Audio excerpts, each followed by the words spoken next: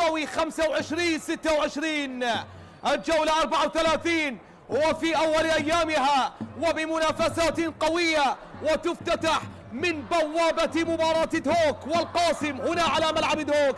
نادي دهوك الذي يستضيف نادي القاسم الذي جاء بالصحوة متأخرة ب3 مباريات حقق من خلالها التعادل، بينما فريق نادي دهوك الذي يسعى لإنهاء هذا الموسم بمركز جيد، نعم ملبي للطموحات ومصالح لجماهير فريق نادي دهوك صاحب المركز العاشر.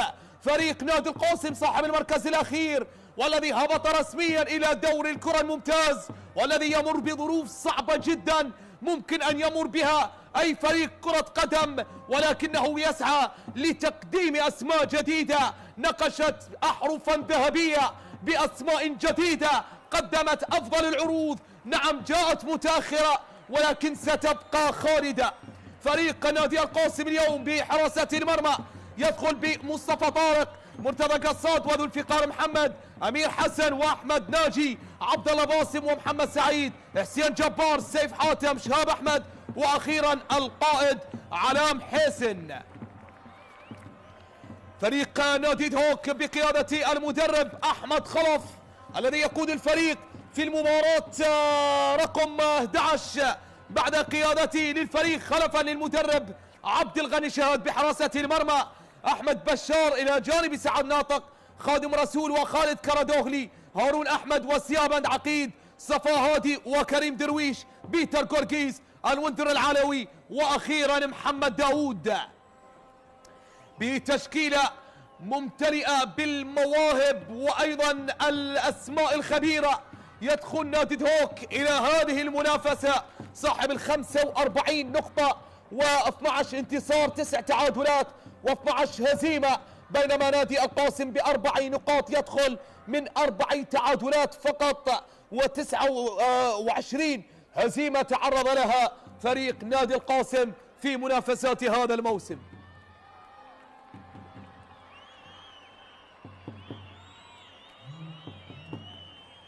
طاقم التحكيم بقيادة الواضح أمامنا بصورة سيف علي راجي، يساعد صفا الصباح وبشار كريم، وحكما رابعا سجاد خالد، إلى جانب حكم الفار ليث فرحان. نعم سيف علي راجي الذي يدخل إلى مباراته الأولى هذا الموسم، أول مباراة لهذا الحكم يديرها بالصافرة، القادم من محافظة النجف، الرجل الذي أدار مباريات كثيرة في دوري الكرة الممتاز، اليوم يقود المباراة الأولى له في دور النجوم في دور المحترفين لموسم 25-26.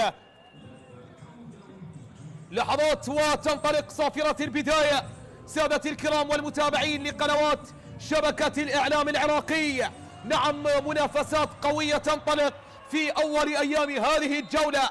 نعم سادة الكرام صافرة البداية انطلقت وجاءت في هذه اللحظات معلنة عن انطلاقة هذه المواجهة بين فريقي القاسم ودهوك في منافسات دور النجوم، مباراتين تتزامن مع هذه المباراة. فريق نادي الميناء يستضيف الزوراء في قمة جماهيرية كبيرة في ملعب الفيحاء، ونفط ميسان يستضيف فريق نادي النفط أيضا بنفس التوقيت. ويختتم هذا اليوم بإجراء مباراتين، القرمة يستضيف القوة الجوية، الشرطة يستضيف الغراف، في قمم جماهيرية، في قمم وتنافسات قوية تستمر من خلالها عجلة الدوري بالدوران، محاولة الاستعادة ولكن إلى خارج أرضية الملعب.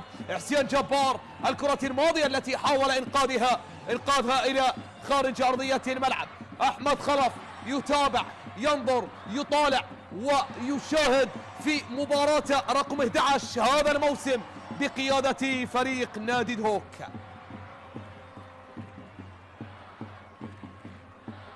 3 انتصارات لأحمد خلف، 3 تعادلات و4 هزائم للمدرب أحمد خلف. ترسل كرة ضربة ركنية، محاولة خطيرة، تصويب أولى ومحاولة أولى من جانب صفا هادي، ولكنها تحولت إلى خارج أرضية الملعب إلى ضربة مرمى لمصلحة فريق نادي القاسم. حسن هادي، الدكتور حسن هادي، الرجل الذي يحمل على عاتقه المسؤولية لقيادة الفريق في هذه الفترة الماضية والقادمة والفترة الصعبة الحالية التي مر بها الفريق. صعبة جدا الظروف التي يمر بها فريق نادي القاسم، الفريق الذي يمثل محافظة بابل، الفريق الذي قدم الكثير من الأسماء للأندية الجماهيرية والمنتخبات الوطنية، الفريق الذي خط ملحمة شبابية للتنافس. يحاول من هناك، ينطلق، يصوب، الله، ولكن في آخر المباريات يفجر الإمكانيات، يفجر الطاقات الشبابية التي حملت على عاتقها مسؤولية قيادة الفريق القاسم، وفي فترة ماضية قليلة تفجر وقدم أداء رائع جدا في منافسات الدوري. ويسأل سائل: أين كان هذا الأداء؟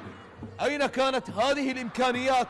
أين كانت هذه المباريات والملاحم في بداية الموسم؟ يسأل سائل يتعجب من خلال هذه التساؤلات التي يطرحها. ماذا لو كان هذا الأداء في بداية الموسم؟ ماذا لو كان هذا الأداء في الجولات الأولى؟ ماذا سيكون وماذا سيحل بالفريق، وأي موقف سيمر به الفريق ويستقر من خلاله الفريق في منافسات بطولة دور النجوم. عودة على اليسار للمنذر العلوي، العماني يحاول كرة في وسط الميدان، عودة لمصلحة خادم رسول. سعد ناطق، نقلات بين عناصر الخبرة، انطلاق على اليمين بمحاولة بتمرير أو تصويبة، في كلتا الحالتين استقرت عند حارس المرمى أحمد بشار لمصلحة فريق أو للقاسم عند مصطفى طارق. أحمد خلف قيادة في هذا الموسم لفريق نادي القرمة، وأيضا قيادة لفريق أمانة بغداد في الموسم الحالي. قاد فريقين في منافسات بطولة الدوري، وهذه المحطة الثالثة، الفريق الثالث. قاد فريق نادي القرمة، قاد فريق أمانة بغداد، والآن يقود نادي دهوك.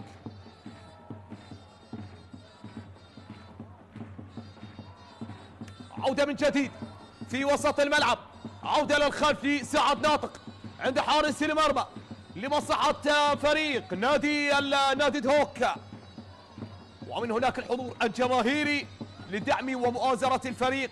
ربما مقارنة بالمباريات الماضية، مقارنة بالحضور الجماهيري في المباريات الماضية، يعتبر هذا الحضور قليل جدا، قليل جدا مقارنة في المباريات التي ظهر بها جمهور فريق نادي دهوك في مؤازرة الفريق. لمسة يد في الكرة الماضية على اللاعب شهاب أحمد، لمسة يد متعمدة من أمام اللاعب بيتر قرقيس المتألق، بيتر صاحب جائزة أفضل لاعب في الجولة الماضية في الجولة 33. بيتر حصد جائزة الأفضل، بيتر يواصل هذا التألق، بيتر حتى الآن يستمر بأدائه وعطائه الغير محدود والرائع في منافسات بطولة الدوري. ظهر بأداء رائع في الجولة الماضية، تحدث عن اللاعب بيتر قرقيس، وسجل الثنائية في مرمى نفط ميسان في المباراة الماضية في جولة 33، والانتصار بثنائية عن طريق بيتر قرقيس كان هذا في يوم الثلاثاء الماضي لحساب الجولة 33. المنافسة كانت محتدمة، هذه المحاولة الأولى والأخطر عن طريق اللاعب عبد الله باسم، عبد الله الذي كان من المرشحين أيضا وبقوة لنيل جائزة أفضل لاعب في الجولة 33. كان ينافس مع مصطفى سعدون لاعب نادي الشرطة، مع هيثم الجويني لاعب القوة الجوية، مع نانانجا مامادو نجم فريق نادي الكرخ، وأيضا اللاعب بيتر قرقيس وعبد الله باسم. ذهبت الجائزة من نصيب بيتر قرقيس الذي يواصل هذا العطاء، يواصل الأداء الجيد في المباريات الرائعة وفي المواعيد الكبيرة. لاعب بيتر قرقيس سادتي الكرام الذي يمتلك 16 هدف في منافسات الدوري حتى الآن. عرضية ومحاولة، هذه الإحصائية والنسبة من الأهداف تجعل بيتر جورجيس رابعا في ترتيب الهدافين. صافرة ومخالفة على اللاعب أحمد ناجي الذي يطالب ويعترض، بينما المدرب حسن هادي ينظر ويتابع. كانت له كلمة يوم أمس في المؤتمر الصحفي حيث قال بأن الكل يعرف الظروف التي يمر بها نادي القاسم، وقال بأننا مستمرون بالاعتماد على الشباب والرديف بعد خروج الركائز، وأيضا قال بأني وجهت اللاعبين بالتركيز على الأداء والجوانب التكتيكية. اللاعب أحمد ناجي يرتكب خطأ على الجهة اليسار لنادي دهوك، يطمح لتسجيل أول الأهداف لإسعاد الجماهير. ترسل عالية، محاولة بالراس، خطيرة جدا الكرة الماضية براسية عن طريق اللاعب سيابند عقيد. سيابند يحاول براسية في الكرة الماضية ولكنها مرت بسلام على مرمى فريق نادي القاسم. راسية ومحاولة خطيرة كانت من جانب اللاعب سيابند عقيد. قادم من نادي زاخو، أداء وعطاء رائع يقدمه هذا اللاعب 24 سنة لسيابند عقيد. عودة من جديد في وسط الملعب على محسن، عنصر الخبرة ومن الركائز الأساسية في تشكيلة نادي القاسم. كرة للأمام، تقدم إلى الأمام لمصلحة عناصر نادي دهوك. تمرير صفا هادي في وسط الميدان، تمرير لهارون أحمد، عودة من جانب هارون ونقلها في وسط الميدان عن طريق سعد ناطق. سعد إلى الأمام، تمريرة طويلة على اليمين، محاولة بيتر جورجيس والمرور. جورجيس يحاول ولكن عملية الاستعادة والقطع من اللاعب حسين جبار وأحمد ناجي. وإلى الأمام عادت الكرة من جديد من اللاعب محمد سعيد، يرسل كرة إلى الأمام وعملية المتابعة لا زالت حاضرة في وسط الملعب. محاولات لا زالت مستمرة، كرة على اليسار ولكن الإنقاذ يأتي والمتابعة على اليمين. التقدم، المحاولة بيتر جورجيس، عرضية، محاولة وصلت على القائم الثاني، يحاول من خلالها المنذر العلوي، وجاءت المتابعة معها من دفاعات فريق نادي القاسم في هذه اللحظات.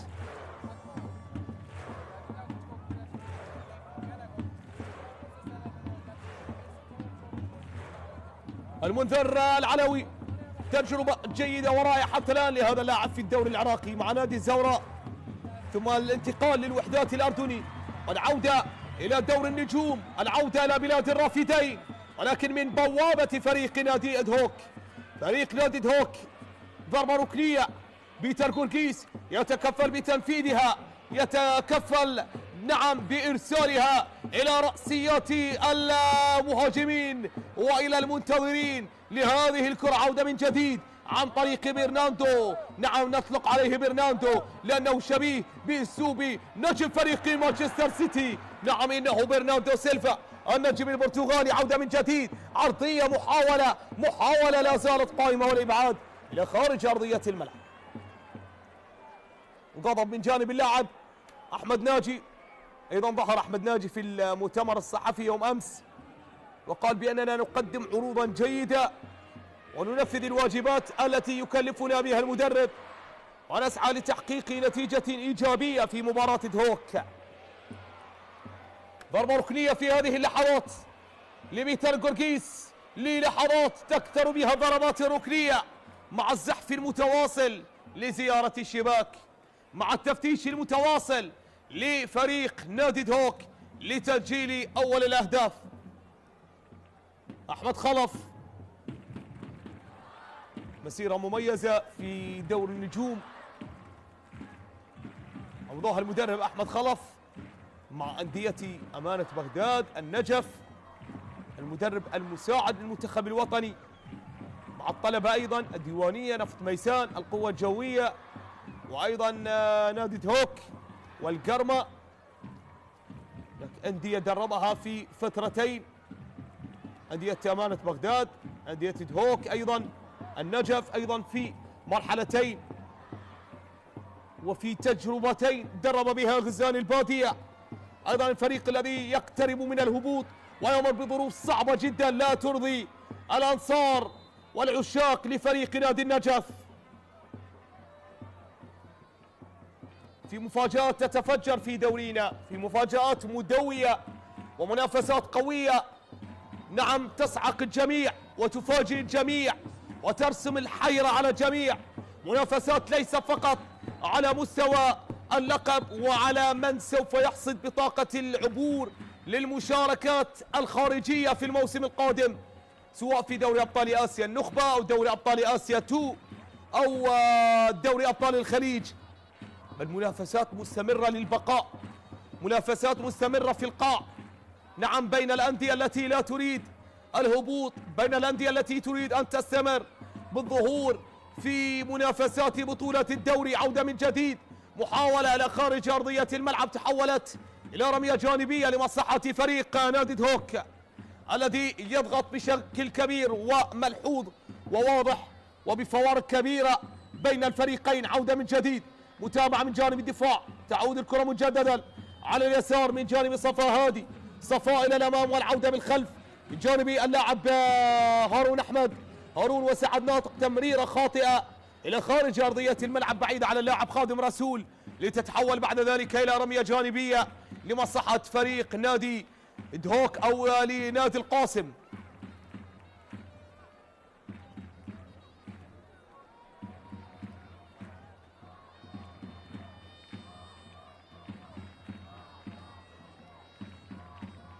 علام حسين هدفين هذا الموسم، 15 مشاركة للاعب الخبرة في تجارب كثيرة أمضاها هذا اللاعب مع نادي الكهرباء، أيضا مع نادي دهوك أو نادي الحدود، نادي نفط البصرة، نادي ديالى، نادي النفط.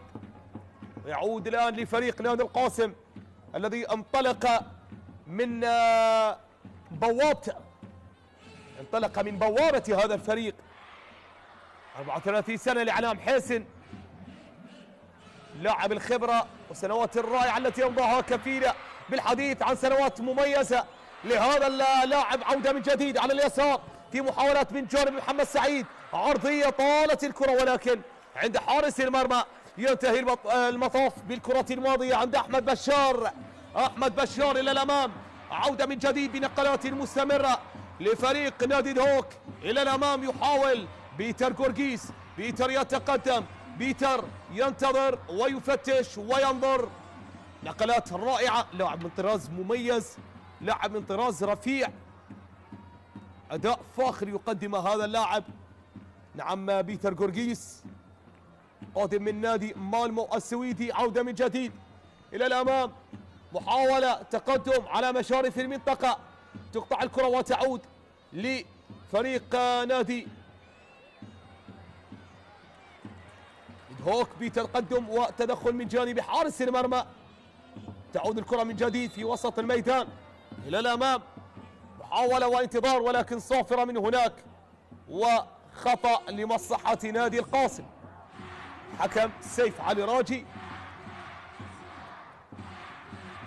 مباراة للتاريخ لهذا الحكم، باعتبارها هي الأولى له في دوري نجوم العراق، المباراة الأولى نعم لهذا الحكم في دوري نجوم العراق. عودة من جديد في وسط الملعب عند حارس المرمى مصطفى طارق. هتافات جماهيرية ترسم لوحة كبيرة ورائعة ومميزة لدعم الفريق، فريق نادي دهوك الذي يعتبر إضافة قوية بالتأكيد، إضافة قوية هو وجمهوره بعد العودة إلى دوري النجوم وتحقيق للألقاب التاريخية في الموسم الماضي، الموسم الرائع، الموسم التاريخي، الموسم الاستثنائي للفريق، والتتويج بلقب دوري أبطال الخليج وبطولة الكأس، لقبين على المستوى المحلي والخارجي. أيضا فريق نادي دهوك يدخل التاريخ وبسجل رائع ومميز، ولكن اختلاف كبير عن الموسم الماضي. الموسم الماضي فريق نادي دهوك أنهى الموسم بالمركز السابع ب 57 نقطة، 16 انتصار، 9 تعادلات، 13 هزيمة.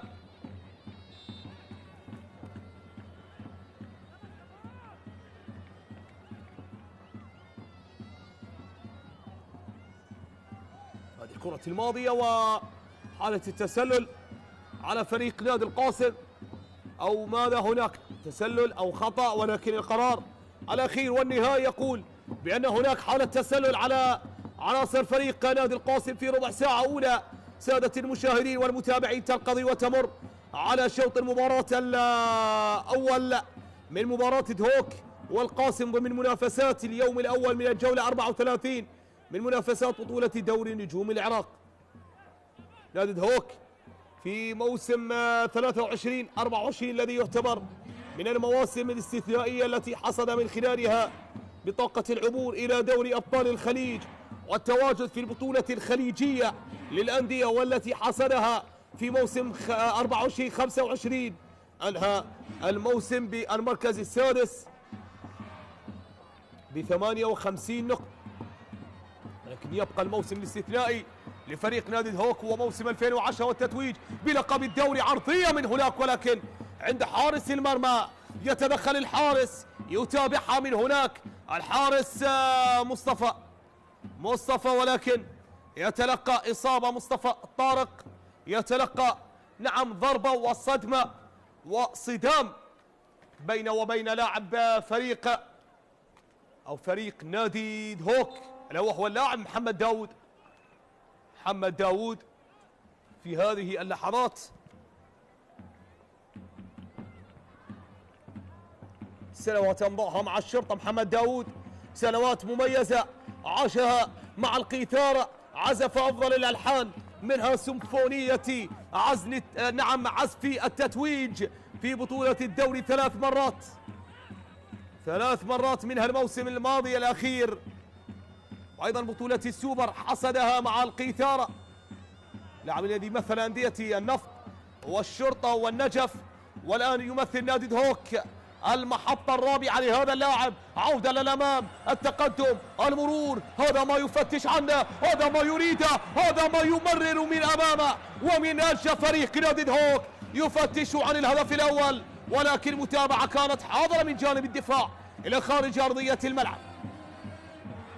نقلة إلى خارج أرضية الملعب، الصد والحد من خطورة بيتر جورجيس، وجماهير تفتش عن الفرحة، الجماهير تفتش عن من يفجر هذه الفرحة في مدرجاتها، في مقاعدها.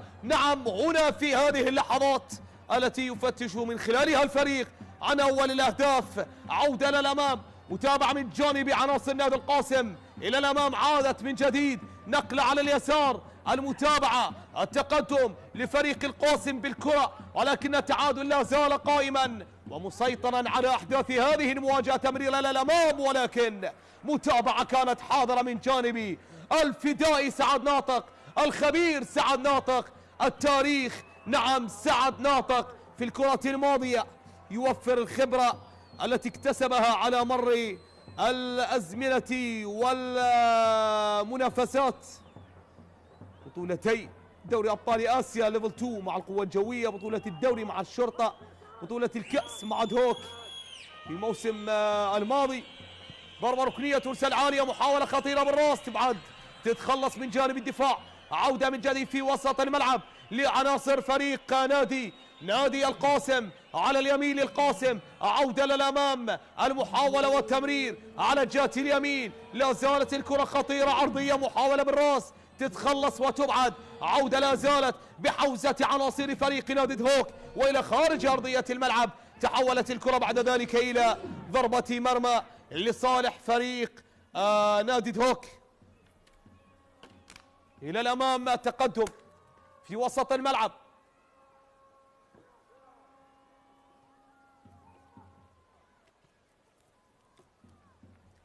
عودة على اليمين، تقدم من جانب الدفاع، أمامية في وسط الملعب، نقلة أمامية، ولكن المتابعة كانت حاضرة من جانب الدفاع. الإبعاد في المرة الأولى مع خطورة لا زالت قائمة، وبأقدام من؟ بأقدام عبد الله باسم، الجانب المشرق بما يمر به نادي القاسم من فترة مظلمة، من فترة صعبة وعصيبة على فريق نادي القاسم.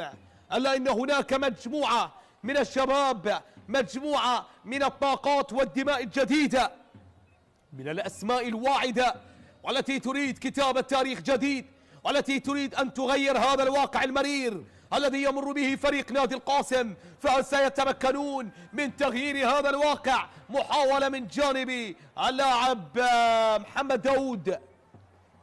محمد داود في الكرة الماضية يحاول. عبد الله باسم ظهور مميز، 5 أهداف لهذا اللاعب، ثنائية في مرمى الميناء في المباراة الماضية، هدف في مرمى أمانة بغداد، هدف في مرمى الغراف، وهدف في مرمى نوروز في أول المباريات. القادم من نادي الشرطة، وهو الذي مثل نادي الشرطة أيضا في فترة الشباب وتوج معهم في بطولة الدوري. عرضية محاولة بطولة الدوري، دوري النجوم للشباب، عودة محاولة لا زالت قائمة، الكرة لا زالت خطيرة داخل منطقة الجزاء من أمام عناصر فريق ودفاعات فريق القاسم إلى خارج أرضية الملعب. أبعدت الكرة الماضية إلى رمية جانبية، ومع سقوط ومع إصابة يتحصل على الرمية جانبية نادي هوك، ومع توقف للعب اطمئنان على صحة اللاعب شاب أحمد، أيضا من الأسماء الجديدة، من الأسماء نعم التي تم تصعيدها من الفريق الثاني من الفريق الرديف. الاستعانة بالأسماء والمواهب، الاستعانة بالعناصر الشابة والواعدة. ستكون هناك ثورة لتغيير واقع الفريق، لتغيير واقع نادي القاسم الذي يمثل محافظة بابل منذ موسم 19-20 الذي ألغي، ولكن لعب الموسم الأول 20-21 كموسم فعلي وكامل بعد التتويج بلقب دوري الكرة الممتاز موسم 18-19.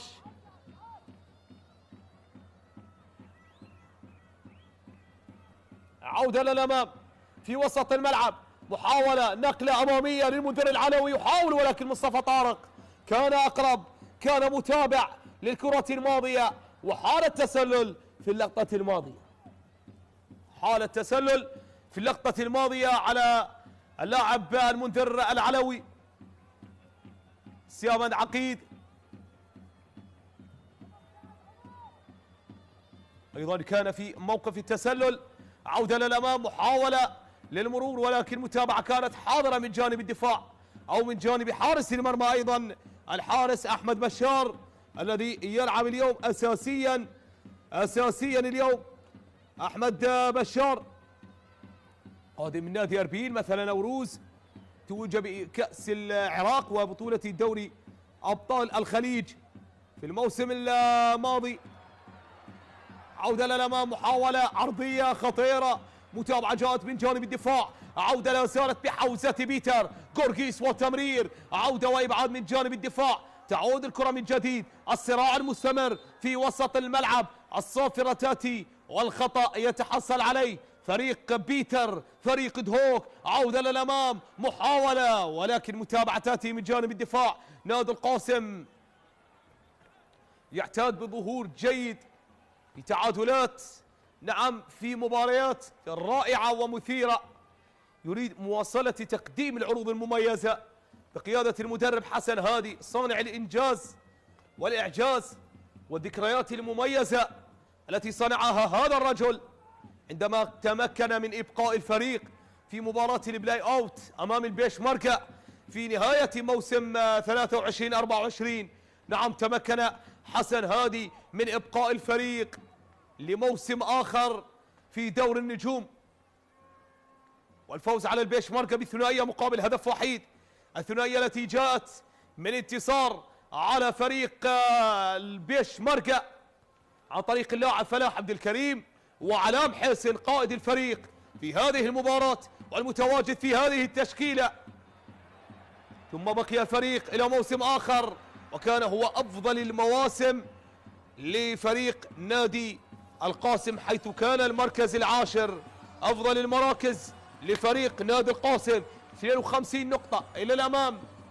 نتحدث عن الموسم الماضي موسم 24-23. إلى الأمام، عادت من جديد التقدم، المحاولة، التفتيش عن عرضية وعن مرور، عودة في وسط الملعب، نقلة وتصويبة إلى خارج أرضية الميدان حالة تسلل كان في اللقطة الماضية على فريق نادي القاسم.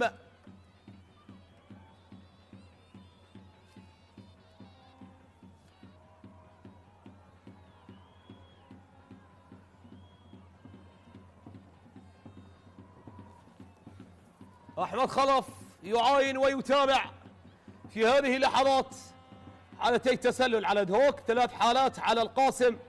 هذه الإحصائية تعكس الرغبة للفريقين، رغبة تسجيل الأهداف والحماس للهجوم، خاصة فريق نادي القاسم الذي لم يعتد على هكذا فترة بعد صيام وابتعاد عن التعادل وحصد النقاط. يهاجم الآن، يحاول، ينطلق، يمر ويتوغل، ولكن خبرة سعد ناطق تتدخل نعم في الكرة الماضية وتنقذ ما يمكن إنقاذه من أمام عبد الله وموهبة عبد الله وطموح عبد الله وشغفي وحماسي ورغبة عبد الله في الكرة الماضية، ألا أن هناك خبرة تصطدم برغبات عبد الله باسم وتؤجل الهدف الأول. يعود من جديد المدافع سعد ناطق، وأيضا مع عودة من جديد لعبد الله باسم يهاجم من خلالها في هذه اللحظات. الضربة الركنية في هذه الدقائق يحاول من خلالها فريق القاسم، خطيرة جدا، متابعة من جانب الدفاع، عودة من جديد في وسط الملعب، ولا زالت التساؤلات تأتي وتطرح وتقول أين كان هذا الأداء؟ أين كان هذا العطاء؟ أين كان هذا المستوى؟ نعم في بداية الموسم على معاناة عانى من خلالها الفريق، بعد معاناة مرت بها فريق نادي القاسم وخسر الكثير من النقاط واستنزف الكثير من النقاط في المباريات التي كانت حتى سهلة، كان بمقدور أن يخرج منها بأقل الخسائر، أقل تقدير تعادل، واستنزف أيضا الكثير من الركائز والأسماء التي غادرت الفريق وعبرت عن سخطها وعدم رضاها عن الواقع المرير الذي يمر به الفريق، فغادرت وذهبت وتركت خلفها الكثير من المعاناة والهزائم التي تعرض لها الفريق، وتركت خلفها معاناة كثيرة وأيام عسيرة مر بها الفريق، وأجبر الإدارة على الاستعانة بالأسماء الصغيرة، الاستعانة بعناصر الرديف والشباب لإنقاذ ما يمكن إنقاذه، لإنقاذ ما تبقى من مباريات في منافسات بطولة الدوري. عودة على اليسار، محاولة وهجوم لفريق نادي دهوك على الجهة اليسار، ولكن تحولت وأبعدت إلى خارج أرضية الملعب. الكرة الماضية مع رغبة المنذر العلوي ونادي دهوك بتسجيل أول الأهداف. أحمد ناجي يبعد، أحمد ناجي يؤجل الهدف الأول إلى ضربة ركنية الآن لمصلحة دهوك.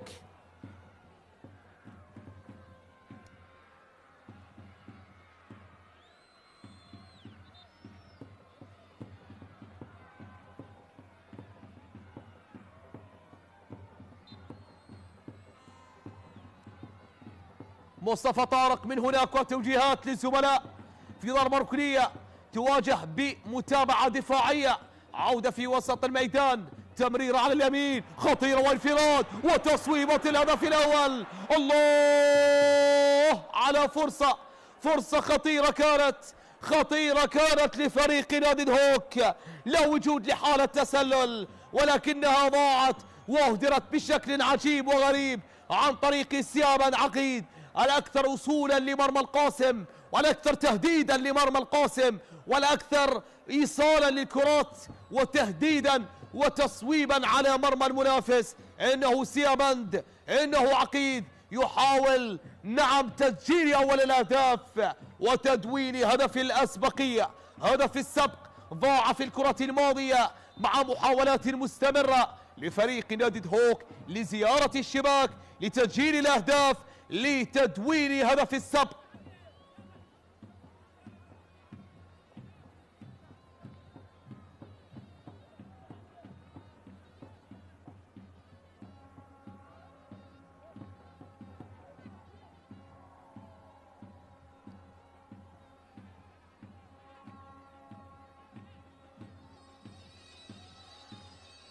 هتافات جماهيرية مستمرة كما عودتنا جماهير دوك لرسم التنافس الكبير بدعم الفريق ومؤازرة. راسية لخارج أرضية الملعب تحولت بعيد على أحمد بشار. في الكرة الماضية عودة من جديد، هذه الكرة الماضية والمحاولة إلى خارج أرضية الملعب إلى ضربة رأسية تحولت إلى ضربة مرمى. عودة من جديد هارون أحمد، هارون في وسط الملعب، نقلات مستمرة لا زالت مع رغبة دهوك بزيارة الشباك. عودة للأمام يحاول المنذر العلو والتمرير، التقدم، الدخول، التمريرات المستمرة والتفتيش المستمر عن هدف أول. عودة من جديد، التقدم إلى الأمام عن طريق هارون، العرضية، المحاولة، الله الله، نعم الهدف الأول يأتي بعد رغبة طويلة وفرص وتمريرات ومحاولات استمرت حتى الدقائق الأخيرة. نعم من شوط المباراة الأول يدرك الآن هدف الأسبقية اللاعب محمد داود. أول الأهداف برأسية وعرضية، ولكن حدثني عن بداية الهدف، كيف بدأها فريق نادي دهوك من سلسلة من التمريرات والنقلات والمحاولات التي اقتحم من خلالها المرمى، التي اقتحم من خلالها دفاعات القاسم ليعلن عن هدف أول في هذه اللحظات. عرضية رائعة وينقض عليها اللاعب محمد داود ليسجل، ولكن هل كان متسللا؟ هل كان متسللا؟ القرار بالتأكيد عند حكم الفار ليث فرحان التدريسي في كلية التربية البدنية وعلوم الرياضة، وهو الملم بالتأكيد بالقانون والذي يعاين الآن الحالة بأكثر من جهة بأكثر من جانب، يشاهدها، يتابعها، يعاينها بتركيز عالي لإعطاء القرار الأخير، لإعطاء أيضا القرار الذي يصدق عليه حكم المباراة. سننتظر ونتابع ما ستؤول إليه الأمور وما ستؤول إليه الدقائق المتبقية من قرار ومن سيناريو. حتى الآن بتقنية الفار الهدف قيد المتابعة والملاحظة، قيد المعاينة لإعطاء الحكم عليه.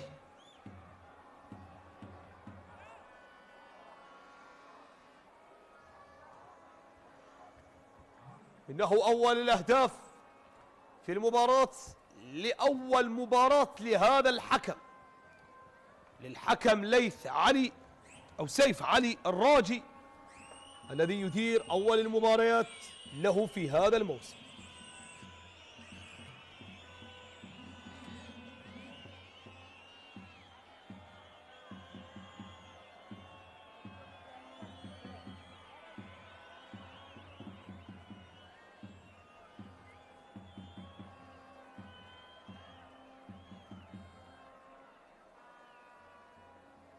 الدكتور حسن هادي ويعترض مع طاقم فريق نادي القاسم في 10 دقائق متبقية على نهاية الوقت الأصلي من عمر اللقاء في مباراة كانت سريعة بأحداثها ومجرياتها. حتى الآن بالتأكيد سلم الترتيب يوضح، سلم الترتيب يعكس الأداء الذي يقدم الفريقين في هذه المباراة، وسننتظر ما ستؤول إليه الأمور، ما هو باقي، ما هو متواجد، ما هو قائم، ما هو حاصل. نعم سادة الكرام، الهدف يلغى، الهدف يلغى سادة المشاهدين.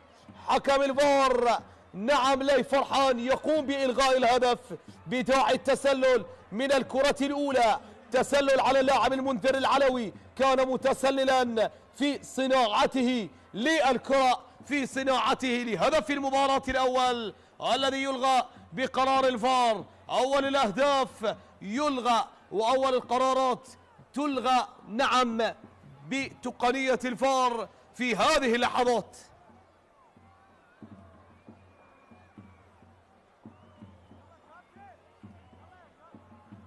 محمد سعيد رمية جانبية، تقدم لمحمد سعيد يلعبها للأمام، متابعة حاضرة من جانب الدفاع، العودة من جديد، نقلة إلى خارج أرضية الميدان إلى رمية جانبية لعناصر نادي دهوك، عودة لدهوك، عودة من جديد عن طريق سعد ناطق، خادم رسول، خادم إلى الأمام، يتقدم ويحاول في الكرة الماضية بنقلات مستمرة عند مناطق الدفاع لفريق نادي دهوك. نقلة أمامية طبعا من جانب الدفاع، تعود الكرة من جديد في وسط الملعب، عبد الله باسم، عبد الله يحاول يعود من جديد لمصلحة عناصر نادي القاسم، لمصلحة الثائر والعائد، عودة على اليسار عن طريق علاء محيسن، نقلة على اليسار لمحمد سعيد، عناصر الخبرة التي تريد أن تنقذ الموقف. نفط ميسان يتقدم على النفط في المباراة التي تنطلق في هذه اللحظات في ملعب ميسان. تقدم نفط ميسان عن طريق السينيغالي ديمي داوودة،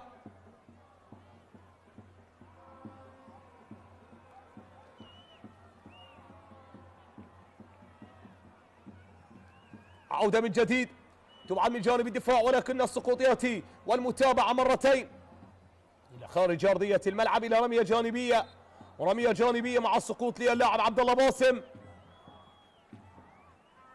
يشكو من إصابة، يتألم في هذه اللحظات.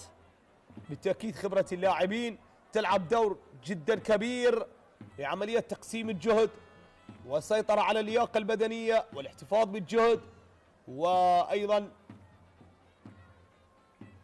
الشد العضلي والجاهزية. هذه كلها أمور يعاني منها فريق نادي القاسم بسبب استعانته بعناصر شابة، عناصر من فريق الشباب، من فريق الرديف، لإنقاذ الفريق ولتمثيل الفريق في المسابقات القادمة في الفترة القادمة. استعداد أيضا لمشاركة أحد اللاعبين الوافدين أيضا.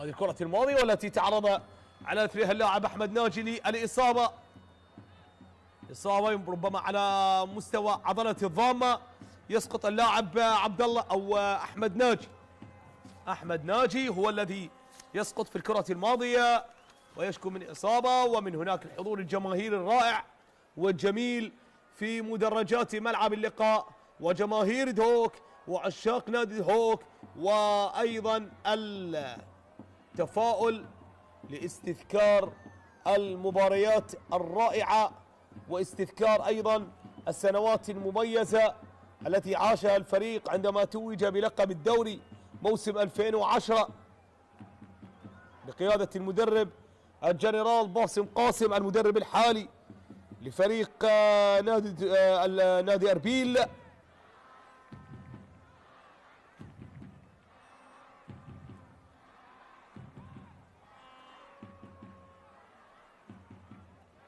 ذكريات التتويج بالمركز الأول عندما تصدر المجموعة الجنوبية نادي الطلبة، وأربيل كان متصدرا للمجموعة الشمالية التي تضم أيضا نادي دهوك، حصد المركز الثالث آنذاك، ثم تأهل إلى المجموعة الأولى والثانية والثالثة.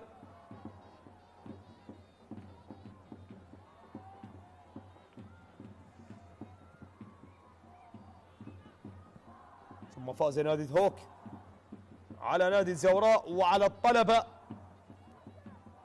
في المباراة النهائية بهدف اللاعب خالد مشير، النجم الممثل لنادي دهوك في السنوات الرائعة والمميزة. الهدف القاتل في الدقيقة 82 في ملعب الشعب الدولي كان الهدف، نعم، هدف الانتصار والتتويج. حصد الطلبة المركز الثاني، أربيل المركز أو الزوراء المركز الثالث، وأربيل المركز الرابع.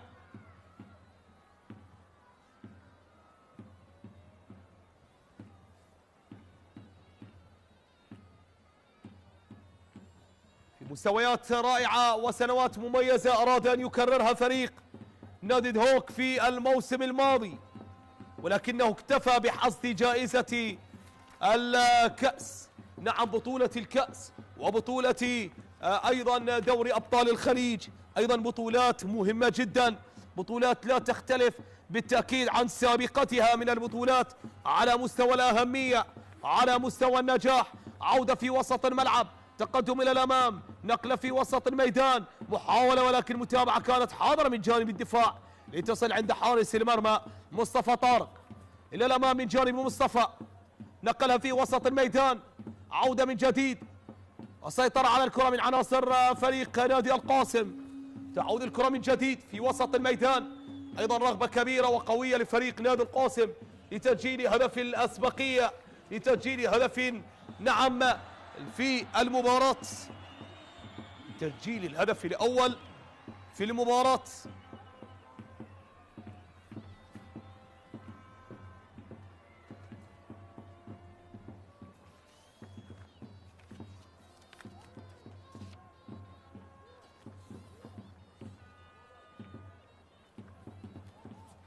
ثلاث تعادلات على التوالي لنادي القاسم، ثلاث تعادلات حصدها على التوالي بعد آخر هزيمة أمام الشرطة في الجولة 30 وقاب قوسين من فرض التعادل على الشرطة، ولكن نادي الشرطة تدارك الموقف وسجل 3 أهداف وانتصر في المباراة. كرة للأمام، محاولة خطيرة، استعادة من جانب الدفاع، عودة، لا زالت الكرة خطيرة، لا زالت الكرة خطيرة، عودة على الجهة اليمين، تحولت إلى رمية جانبية تلعب إلى الأمام، محاولة لا زالت قائمة وتتخلص وتبعد إلى الخارج. هذا هو اللاعب عبد الله أو شهاب أحمد، شهاب أحمد أيضا من الأسماء الواعدة والجديدة. عودة إلى خارج أرضية الميدان، نعود لنادي القاسم وتعادل في آخر 3 مباريات. تعادلات كانت مثيرة، تعادلات لم تكن من صدفة ولم تكن من طرف واحد، لا، تعادل من مباراة أراد بها فريق نادي القاسم أن يحقق الانتصار في محاولة خطيرة، ولكن مصطفى طارق في الكرة الماضية. تعادل مع القرمة في الجولة 31 2-2، ثم تعادل مع أمانة بغداد 3-2 في الجولة 32، وبعدها المحاولة الخطيرة،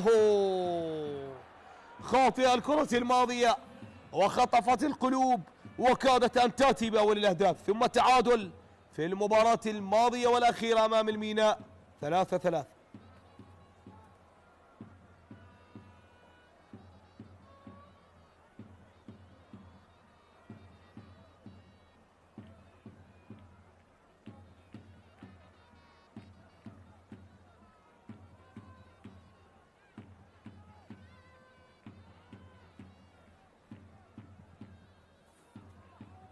ترسل إلى الأمام، شوط أول جميل برغبة، نعم، تزين برغبة الفريقين لتسجيل أول أهداف المباراة. عودة من جديد في وسط الملعب، نقل إلى الأمام، متابعة من جانب دفاعات فريق دهوك، 5 دقائق كوقت محتسب بدلا للضائع.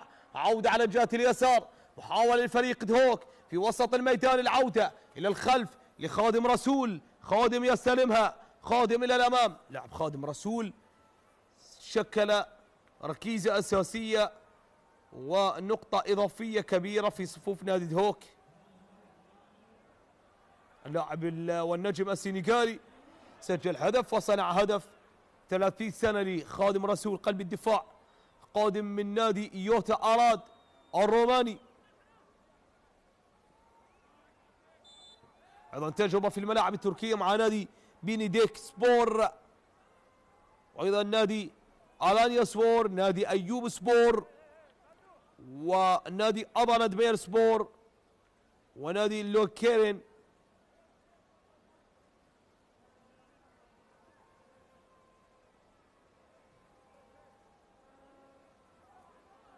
كرة في وسط الملعب، تلعب رمية من هناك لم تغادر. عودة من جديد، يحاول المتابعة فريق نادي القاسم لمواصلة هذا الهجوم وهذا المد الهجومي. عودة في وسط الميدان إلى خارج أرضية الملعب، تحولت بعد ذلك إلى رمية جانبية لبيتر جورجيس، يتركها لسيابند عقيد. سيابند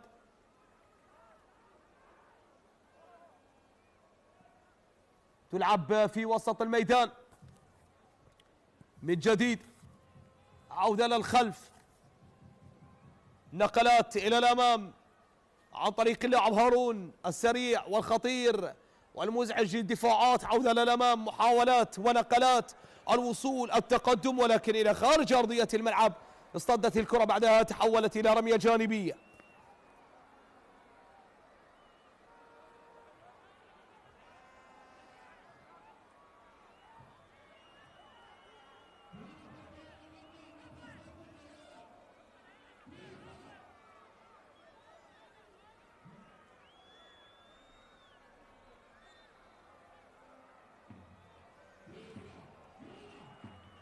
ضربة ركنية لنادي دهوك في هذه اللحظات، في كرة ترسل عالية، محاولة خطيرة بالراس، ولكن تحولت بعد ذلك إلى خارج أرضية الملعب. سيابان عقيد يسقط ويصرخ ويطالب بركلة جزاء في اللقطة الماضية.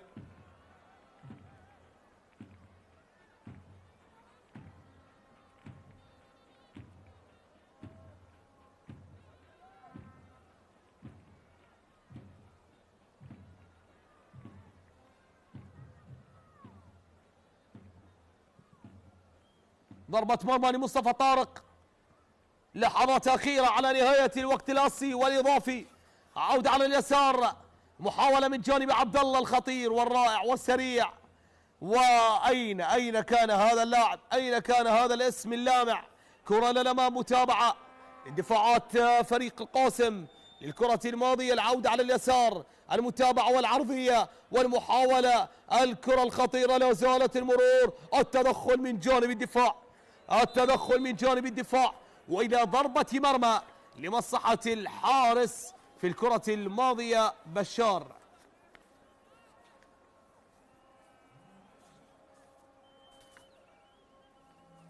أحمد بشار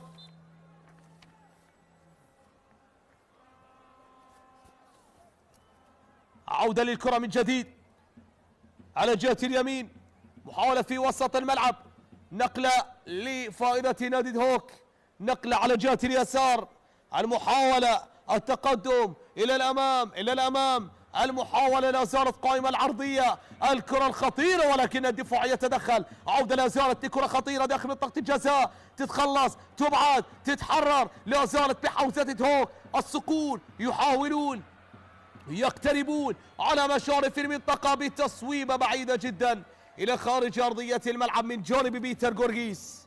بيتر غورغيس رابع هداف في بطولة الدوري، المركز الأول بالتأكيد لشيرزو تيميروف هداف فريق نادي أربيل صاحب 26 هدف، يأتي خلف علاء الدين الدالي هداف الموصل ب 19 هدف، ثم هداف نادي الشرطة اليولي الأتيبة ب 17 هدفا، وبيتر غورغيس في المركز الرابع ب 16 هدفا.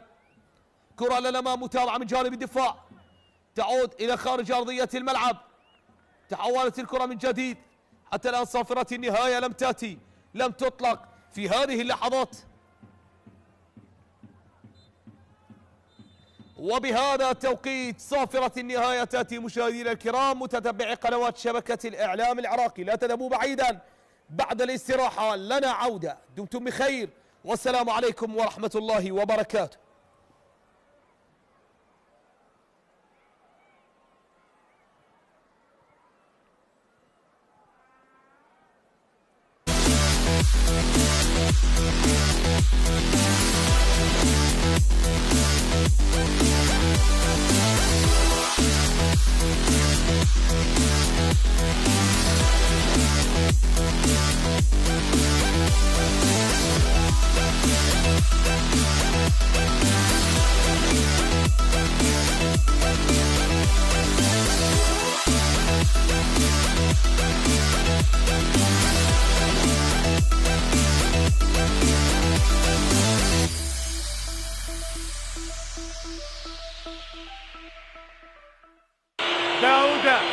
داوود ديني داوود السنغالي الله الله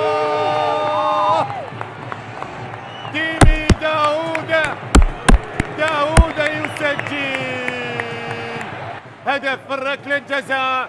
ديمي داوود في الزاوية وحارس المرمى في زاوية أخرى، ويتقدم السنغالي، يتقدم بأول أهداف هذا اللقاء، وبالتالي هدف مقابل لا شيء الآن، هدف مقابل لا شيء الآن. شوف أحمد بشار في زاوية، الأقل خسار القوة الجويبي خسارتين بعد الزوراء ب43-4 والشرطة 5 خسائر، بينما بيتر جورجيز وهدف التعادل، هدف التعادل، جول صقور الجبال، هدف لصقور الجبال. يتعادلون مع بداية الشوط الثاني. بيتر جورجيز الهداف يأتي، الهداف يسجل، يتقدم باليسار ويسجل باليمين. هدف التعادل. عادت المباراة، عادت إلى نقطة البداية، ولكنها ليست سلبية بل إيجابية بهدف مقابل هدف. 4 دقائق من زمن الشوط الثاني، الدقيقة 49 يسجل بيتر جورجيز هذه الكرة وهذه التصويبة. مر من الأول وبعد ذلك صوب الكرة، مرت من علي عبد الأمير ومرت كذلك من حارس المرمى لتسكن الشباك ليتعادل صقور الجبال بالكرة الماضية. 1-1 الآن. تبادل الكرات هذه خطيرة لمصلحة دوك. صقور الجبال،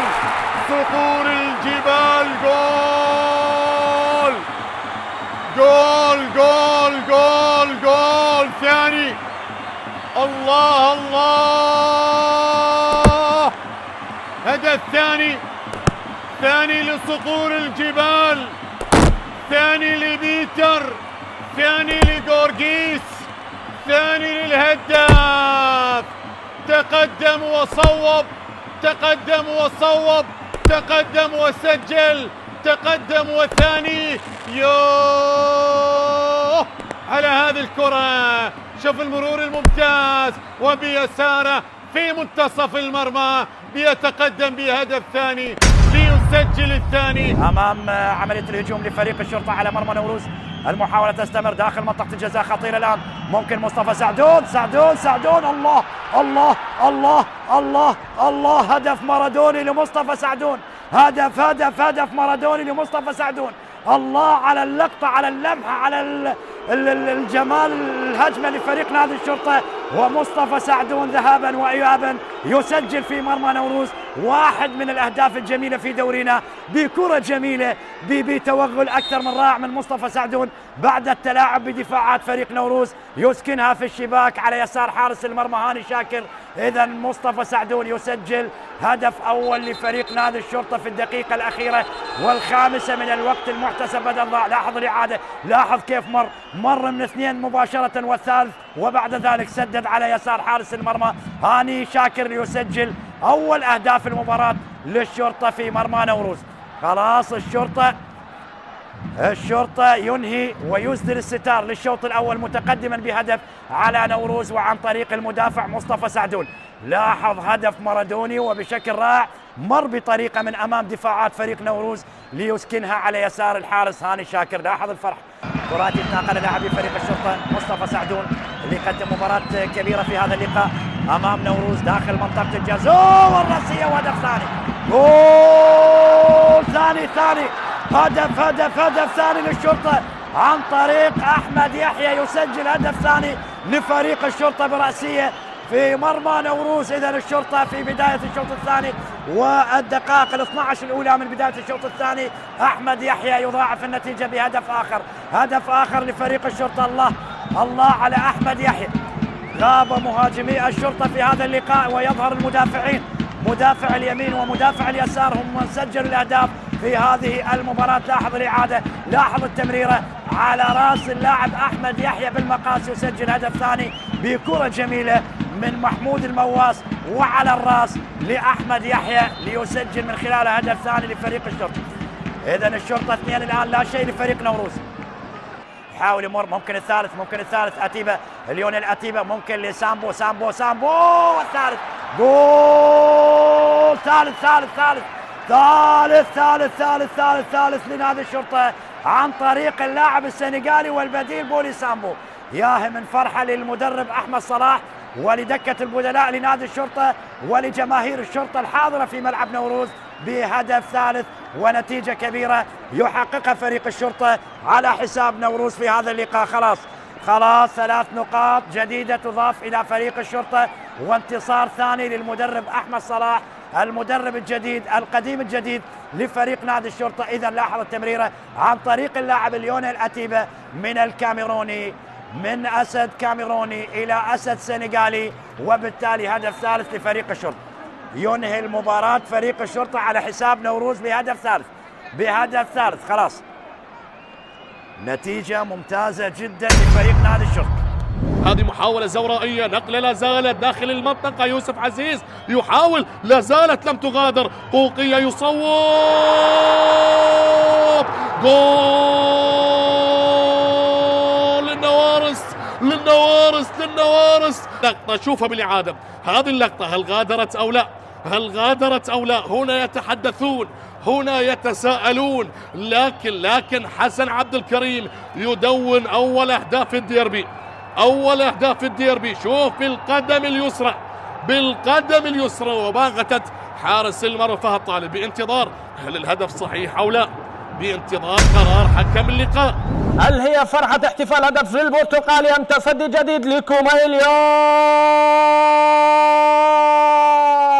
أطاح بكوميل وذهب به على اليسار ليضعها على اليمين بحرفنة. هذا الإفواري يانيك زاكري يتقدم ويضع الكهرباء في مقدمة المباراة من ركلة جزاء، أتقنها وضعها في المرمى وأطاح بحارس المرمى ليسجل الهدف الأول للبرتغالي في مرمى الإمبراطور. كراهير يانيك زاكري الإفواري يواصل التألق، يواصل الإبداع ويضع الهدف والتقدم للكهرباء. لاحظ كيف ضيع الطريق، كيف ظل كوميل في النظر إلى الكرة، وكوميل الآن كرة وصلت أو كرة المهاجم وصلت إلى مرمى كوميل، ينظر كوميل إلى كرة في المرمى. 1-0 الآن للبرتغالي من ركلة جزاء. التهور هو الذي أطاح بأربيل، وهذه الإعادة من أكثر من مكان وفي أكثر من زاوية، ويانيك زاكري يسجل الهدف الأول. وهنا إبعاد وهنا صافرة من جانب حكم المباراة، لا شيء. مرتد الآن باتجاه نهاد محمد للثاني. الله مع المطالبة بالمخالفة، عكس الاتجاه، عكس التوقعات. نهاد محمد الذي وصل إلى منطقة الجزاء، الذي حلق وطار، وهنا الختام وهنا التوقيع، وفيها كرة الهدف الثاني، فيها توقيع على الانتصار. ما يفعله البرتغالي خارق للعادة، بداية رائعة للشاطر حسن، ونهاد محمد يتقدم ليسجل الهدف الثاني في مرمى أربيل مع المطالبات بمخالفة. أوهموني وأوهم الجميع، من دون أوفسايد، من دون تسلل. هرب نهاد، وصل إلى منطقة الجزاء، قرر، مر، فتح زاوية، وضع الكرة في مرمى كوميل، وبالتالي هدف ثاني يأتي الآن في مرمى أربيل. في ضغط الآن عالية من جيلان، رأسية رائعة، يا سلام. شيرزو تيميروف يسجل هدف تقليص الفارق وهدفه ال25 هذا الموسم.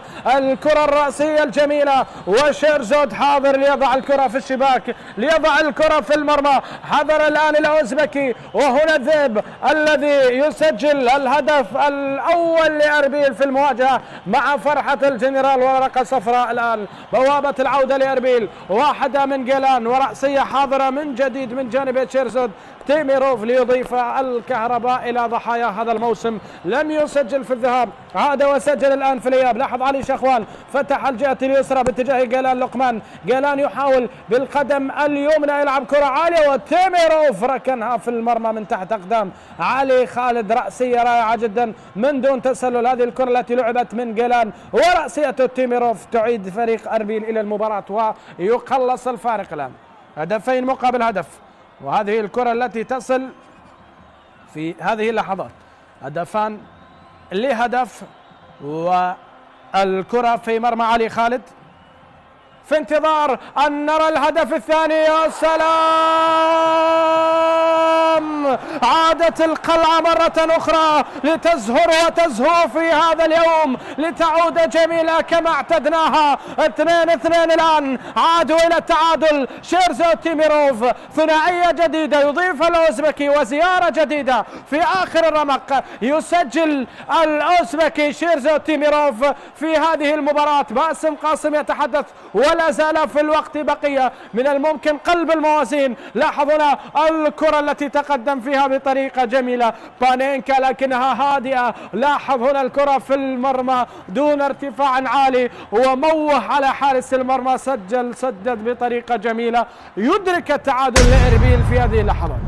وصلت لمرتضى، تمريرات مصلحة فريق الميناء، سيطرة، انتقال الكرة مجددا لجهة اليسار، تلعب الكرة العالية، وهنا الكرة الخطيرة،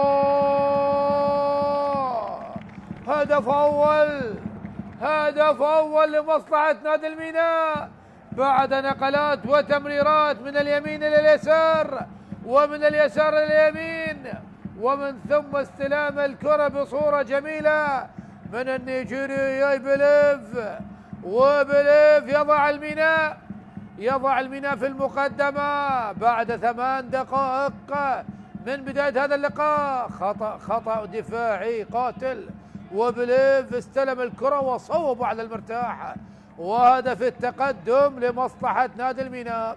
صعب على مصطفى طارق، لكن خطأ كان قاتل من شهاب أحمد بعدم إبعاد الكرة، يعني الكرة مرت وعدت من أمام شهاب، وكان هناك يا بليف إبراهيم لا بليف إلى ياسين سامي أو مهند، لكن قطعت الكرة. عادت مصلحة فريق القاسم البعد عن التمريرة الطويلة. هنا المحاولة، جول، هدف التعادل، هدف التعادل لمصر.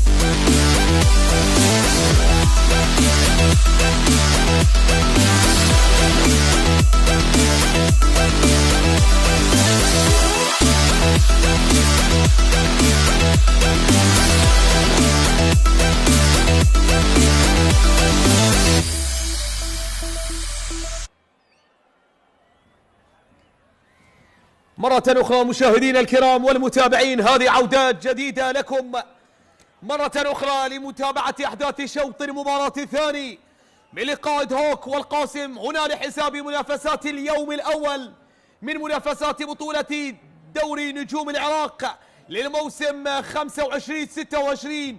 نبدأ الفصل الآخر مع علام حسن والتوجيهات المستمرة لرفاقة من اللاعبين في الصورة الأخرى والثانية.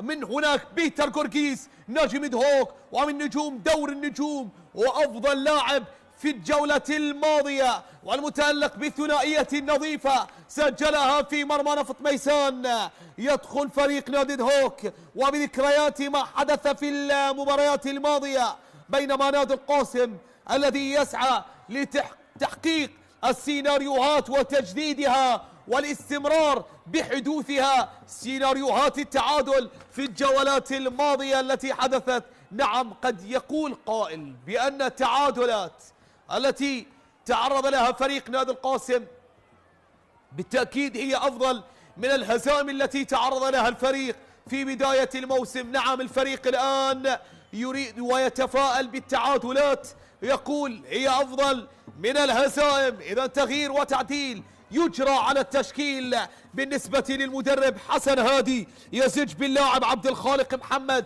بديلا أول في مطلع الشوط المباراة الثاني.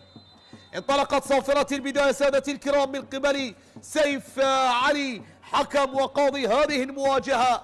تنطلق الآن اللحظات الأولى من الفصل الثاني من فصل هذه المغامرة والمنافسة والمواجهة بين نادي هوك ونادي القاسم. هوك صاحب المركز العاشر الذي يسعى لإنهاء الموسم الحالي في مركز يليق باسم الفريق ومصالح للجماهير وأيضا بالتأكيد مختلف تماما عن الموسم أو بداية هذا الموسم، لكن يبقى الموسم الماضي والموسم قبل الماضي هو من المواسم الاستثنائية والرائعة التي أنهى بها فريق نادي دهوك منافسات بطولة الدوري وقدم بها أفضل العروض، خاصة موسم 2010 والتتويج على حساب الطلبة بهدف خالد مشير في موسم 2009-2010، اللقب الخالد والتاريخي لصقور الجبال. عبد الخالق محمد الوافد الجديد بديلا لعبد الله باسم الذي تعرض للإصابة. عبد الله باسم الذي قدم عروض مميزة، قدم موسم رائع في مباريات قليلة لعبها هذا اللاعب قادم من نادي الشرطة، ولكن مقارنة بما قدم الفريق هي أرقام مميزة، سجل 5 أهداف وأرقام رائعة. أيضا رشحت اللاعب لنيل جائزة الأفضل في الجولة الماضية بصراع قوي مع مامادو ناناغا لاعب فريق نادي الكرخ، وايضا اللاعب هيثم الجويني لاعب فريق نادي القوة الجوية، بالاضافة الى بيتر غورغيس الذي توج بعدها بهذه الجائزة. ايضا مع اللاعب مصطفى سعدون لاعب نادي الشرطة.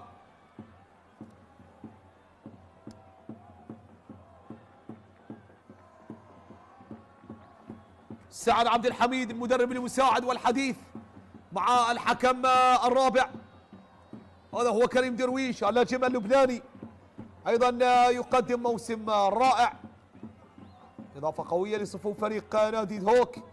اللاعب كريم درويش عوده من جديد، كره على الجهه اليسار، اللاعب كريم درويش اللبناني القادم من نادي العهد اللبناني، مثل الانصار والنجمه والاخاء الاهلي، نعم اقطاب الكره اللبنانيه.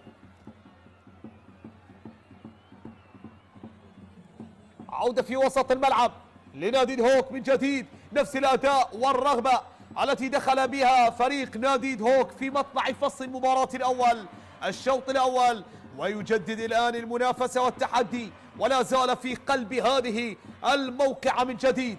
عودة على الجهة اليمين، محاولة في وسط الملعب، نقلة على الجهة اليسار، عملية الاستلام عن طريق فريق نادي دهوك والتقدم إلى الأمام عن طريق اللاعب خالد كرادوغلي إلى خارج أرضية الملعب، تحولت بعد ذلك إلى رمية جانبية لخالد من جديد. خالد كرادوغلي يحاول يبحث يلعب يمررها النجم السوري القادم من نادي الوثبة في الكرة في وسط الملعب.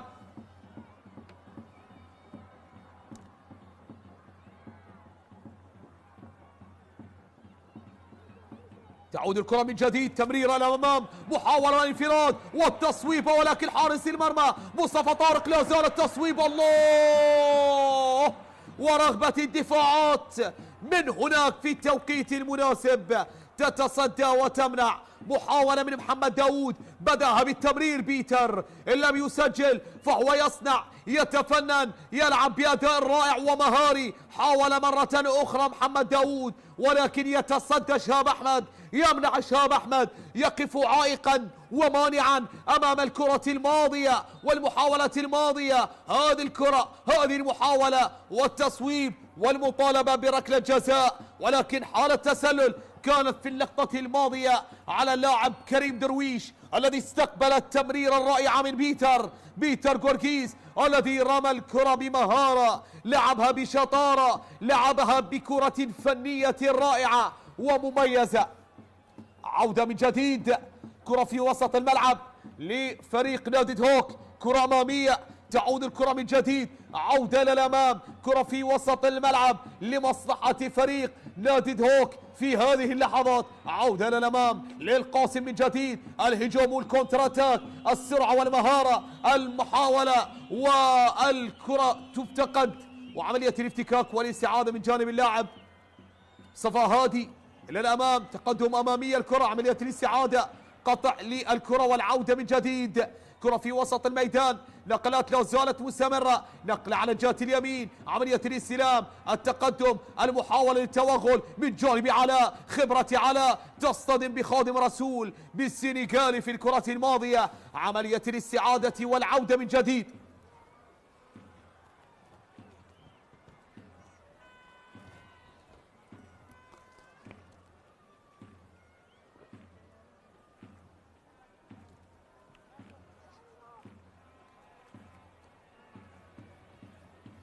كرة أمامية على اليمين، تصل من جديد لنادي دهوك الذي يواصل حتى الآن الأداء الرائع ويواصل الضغط المستمر لتسجيل أول الأهداف. نفس الأداء يحافظ عليه فريق نادي دهوك، يحتفظ بأداء في شوط المباراة الثاني، ولكن هناك أيضا رغبة بأقدام شبابية، رغبة بأقدام مهارية، رغبة بأقدام لمواهب وأسماء تريد أن تقدم الأداء الرائع، تريد أن تلفت الأنظار، تريد أيضا أن تستثمر هذه الفرص لإثبات الذات وتقديم أفضل العروض. فهل سيقدمون في فترة نعم فيها قدر نادي القاسم يعطي الفرص لهذه الشباب، والفترة المظلمة الذي يمر بها الفريق تعطي فرصة وتستعين بالشباب لإعطائهم الفرصة اللازمة والجيدة في هذه المباراة ولتقديم هذه العروض. تمريرة من جانب اللاعب سياباد عقيد ينتهي بها المطاف عند حارس المرمى مصطفى طارق، ولكن هذا لا يمنع الزحف المتواصل لفريق نادي دهوك.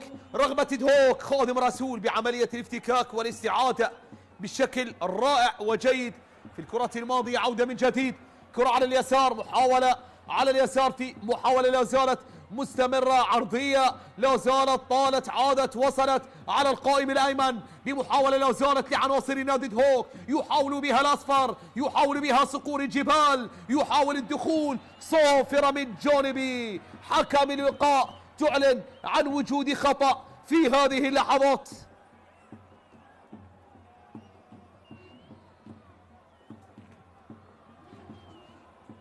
مخالفة في الكرة الماضية، تدخل من جانب محمد سعيد على اللاعب بيتر جورجيس. محمد سعيد يدرك تماما خطورة هذا اللاعب بيتر جورجيس، خبرة يمتلكها محمد سعيد مع الطلبة مع نفط ميسان في سنوات مميزة قضاها مع هذه الأندية، مع الأنيق، مع فرسان المملكة، والآن مع أسود القاسم، يسعى لتقديم العطاء والأداء الجيد، وهو من الأسماء التي التزم بها الفريق، حافظ عليها الفريق بتواجدها. سعيد الفريق أكيد ويتأمل ويتفاءل بما هو جيد بتواجد أسماء الخبرة. كرة من هناك ترسل عالية، محاولة خطيرة جدا يرسلها بشكل مباشر بيتر جورجيس صاحب الأهداف المميزة، فضلا عن أدائه الرائع في هذا الموسم، لأن اللاعب بيتر جورجيس تمكن من تسجيل الأهداف الرائعة والجميلة من طراز الكبار، من طراز عالمي وفاخر. سجل الأهداف بشكل رائع ومميز. نتحدث عن اللاعب بيتر جورجيس الذي يواصل تقديم أداء الرائع واللافت للأنظار. 16 هدف سجلها بيتر جورجيس في هذا الموسم.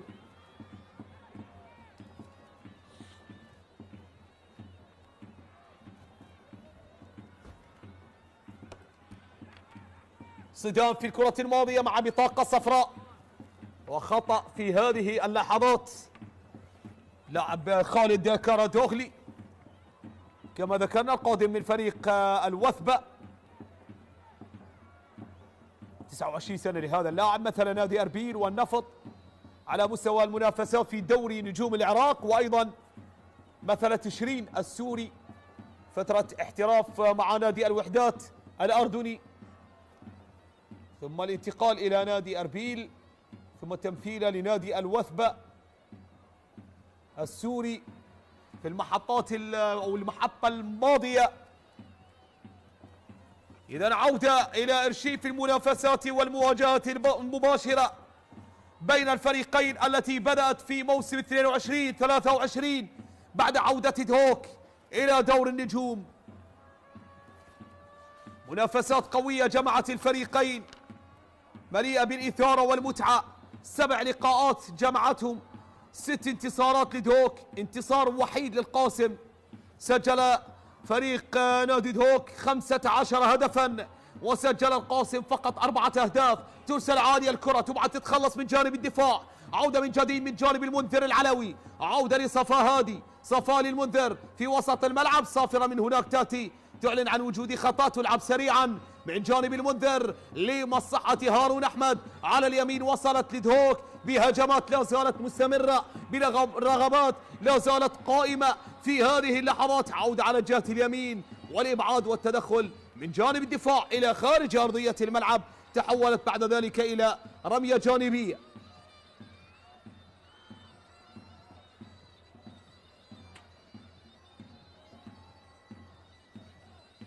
صيحات الجماهير لا زالت حتى الآن مستمرة، صيحات الجماهير لا زالت حتى الآن تدوي في مدرجات ملعب اللقاء. أجواء صاخبة، أجواء رائعة تخلقها جماهير نادي دهوك في هذه اللحظات.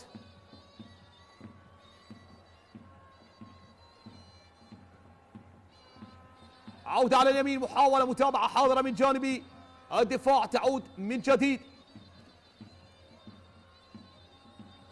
شهدت الملاعب مؤخرا أجواء جماهيرية استثنائية تعكس شغفا كبيرا، والحضور المكثف لجماهير الفرق بالتأكيد يضيف ويؤثر بشكل كبير. كرة إلى الأمام، محاولة على اليسار، تقدم إلى الأمام ولكن متابعة والكرة بعيدة كانت.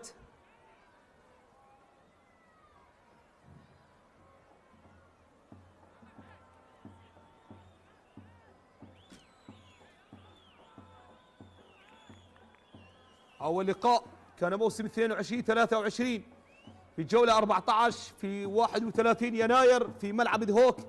فازت هوك 2-1، سجل الغاني برنس أبوكو وسجل يانيك زاكري، وسجل هدف فريق نادي القاسم الوحيد اللاعب الرواندي فوستين أوسين جيمانا. هدف الانتصار طبعا سجل زاكري في الدقيقة 96. كما ذكرنا بأن المباراة انتهت بانتصار فريق نادي دهوك بهدفين مقابل هدف واحد. مباريات كثيرة جمعت الفريقين على ملعب دهوك، 3 مباريات، مباراة واحدة في النجف، مباراة واحدة في الكوت وكربلاء والفيحاء. شهدت مواجهات الفريقين حدوث 3 ركلات جزاء تاريخيا، وركلتي جزاء لدهوك سجلتا بالنجاح، وركلة للقاسم ضاعت. عودة للأمام، محاولة خطيرة ولكن عند حارس المرمى مصطفى طارق. الكرة الماضية تستقر عند مصطفى طارق القادم من نادي النجف، يلعب مباراة رقم 16 للدفاع عن مرمى الفريق، الدفاع عن مرمى فريق نادي القاسم. عودة من جديد في وسط الملعب، نقلة لعناصر نادي أربيل، نقلة على جهة اليسار، متابعة حاضرة من جانب الدفاع، متابعة إلى الأمام عند حارس المرمى عند أحمد بشار القادم من نادي أربيل، مثل نوروز، مثل أيضا البيش مرقة، مثل نادي السيروان، نادي أكري. كرة للأمام على اليسار، محاولة الدخول، التمريرة لا زالت خطيرة خطيرة خطيرة. الله الله على كرة لكنها طالت وتحولت بعد ذلك إلى خارج أرضية الملعب.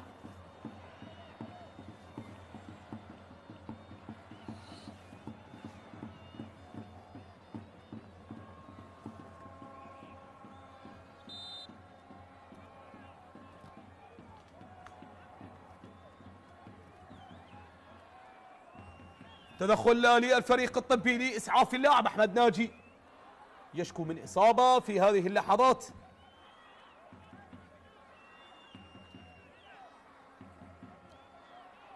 لاعب أحمد ناجي عطية، مباراة رقم 13 لهذا اللاعب، يتعرض للإصابة، يغادر على إثرها فريق نادي القاسم، وأكثر فريق استخدم اللاعبين وأكثر فريق زج باللاعبين ومثله اللاعبين أكثر من 50 لاعب في هذا الموسم من الرديف، من الشباب، من الفريق الأول. محاولة تتخلص أيضا من اللاعبين والوافدين الجدد إلى قائمة الفريق. عودة من جديد، تمرير إلى الأمام، متابعة حاضر على اليسار، خطيرة، تصويب.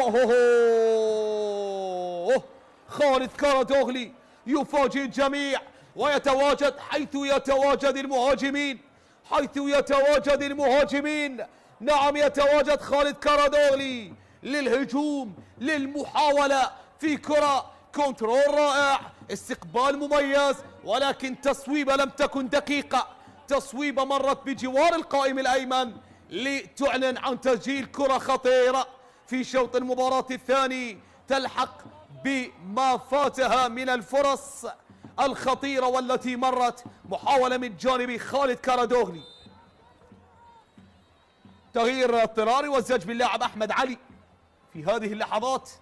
أحمد علي بديلا لأحمد ناجي.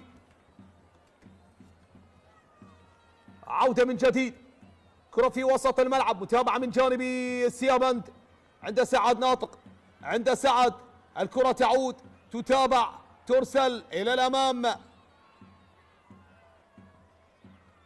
الفدائي سعد ناطق بهكذا لقب يلقب لما يمتلك من روح فدائية هذا اللاعب الرائع. محاولة تمريرة، متابعة من جانب الدفاع، تعود الكرة من جديد، متابعة لهارون والنقلة إلى الأمام. سنوات رائعة مضاها سعد عبد الله وسعد ناطق مع فريق نادي القوة الجوية ومع الشرطة أيضا. تمريرة إلى الأمام، الانطلاق كان من نادي المصافي ثم القوة الجوية، الشرطة، الطلبة، هذه والآن دهوك. هذه على مستوى المباريات والمحطات التي مثلها في دور النجوم، ولكن يمتلك أيضا مسيرة احترافية رائعة في الملاعب السعودية والقطرية. محاولة لا زالت قائمة الإبعاد، لا زالت خطيرة، وحسين جبار عملية التشتيت والإبعاد إلى بر الأمان مع راية تشهر من هناك، وحالة تسلل على عناصر نادي دهوك. نعود إلى سعد ناطق وتمثيله لنادي المرخية القطري العربي، ثم الانتقال إلى الملاعب السعودية مع أندية أبها وأيضا نادي الباطن.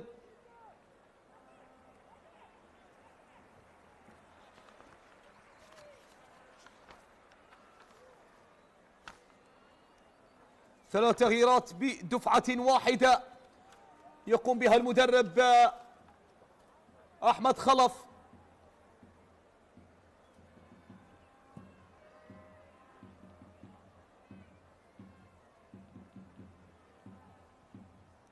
أحمد عادل وأندري ألان وأيضا منتظر محمد، هذه الأسماء التي تشارك في هذه اللحظات بدفعة واحدة. يجيها المدرب أحمد خلف في أول التغييرات والتعديلات على التشكيلة. سيكون تعادل نادي القاسم الرابع على التوالي في صحوة جاءت متأخرة، صحوة جاءت متأخرة لفريق القاسم.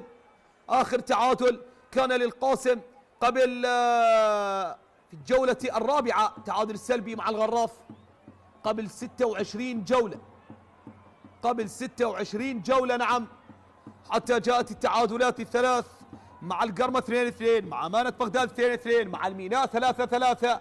عودة من جديد، نقل على اليسار، محاولة للعرضية ولكن تدخل جاء من جانب الدفاع وإلى الخارج، إلى الخارج. أندري ألان في أول المحاولات، تدخل كان رائعا من اللاعب ذو الفقار محمد، أيضا من الأسماء الشابة والواعدة.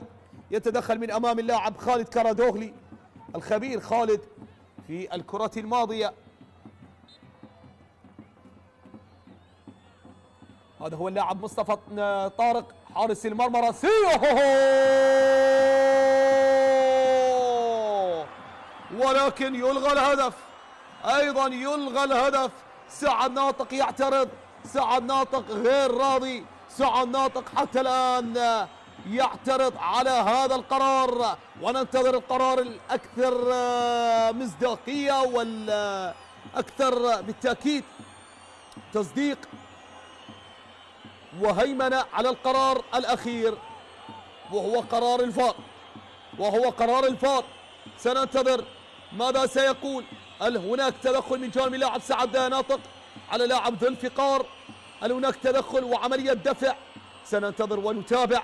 في اللقطة الماضية هذه الكرة الرأسية وعلى اليسار صعبة كانت على الحارس مصطفى طارق.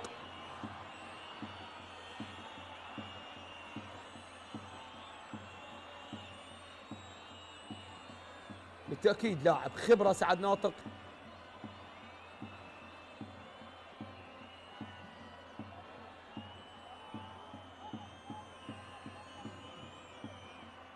وقرار الحكم هو من يسير يا سعد. كان بالإمكان أن تكون ردة فعل أكثر هدوء. بالتأكيد الفار يضمن لكل ذي حق حقه. الفار في النهاية هو الذي سيقرر. الفار هو من يعاين وينظر. لا زال الهدف قيد المعاينة والمراجعة. ننتظر ما ستؤول إليه الأمور، ننتظر القرار الأخير.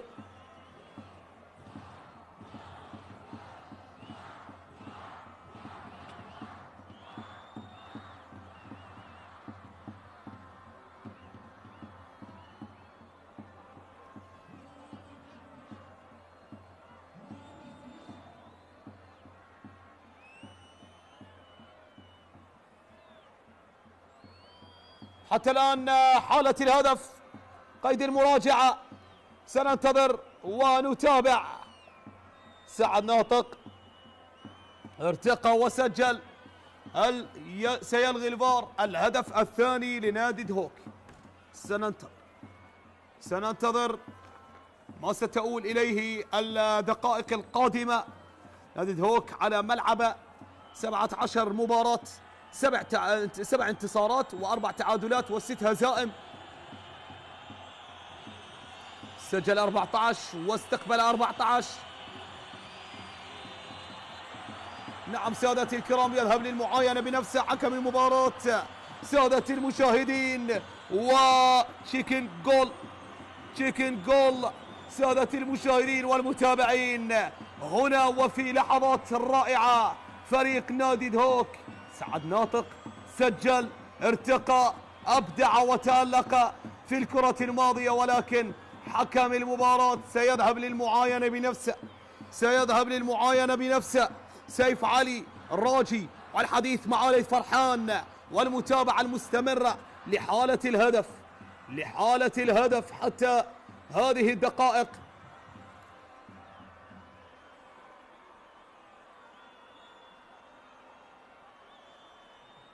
هذه الكرة وسعد ناطق من هناك كانت هناك عملية دفع من الخلف للاعب ذو الفقار محمد.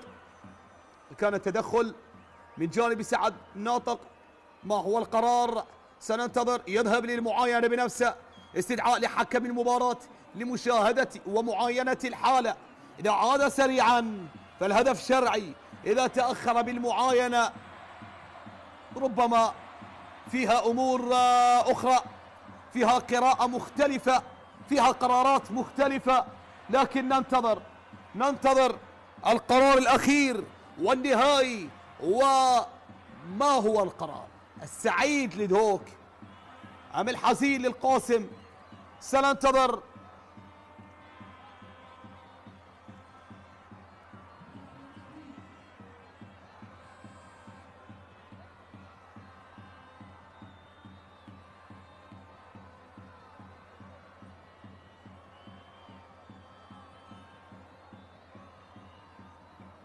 حديث بين مرتضى قصاد وعلام حسين، عناصر الخبرة في صفوف نادي القاسم، والتوجيهات والتعليمات والحديث مع اللاعب ذو الفقار محمد. عاد حكم اللقاء، عاد سيف علي، وبأي قرار عاد وبأي توجيه عاد. نعم يعود بخطأ لمصلحة القاسم ويلغى الهدف. الفار مرة أخرى يقف حاجزا أمام رغبة نادي دهوك وأمام هدف دهوك وأمام تدوين وتسجيل دهوك للأهداف. الفار مرة أخرى يلغي الهدف لنادي دهوك ويبقي التعادل قائما وحاضرا في هذه المواجهة. هذه الكرة الماضية والعرضية والرأسية من جانب اللاعب سعد ناطق.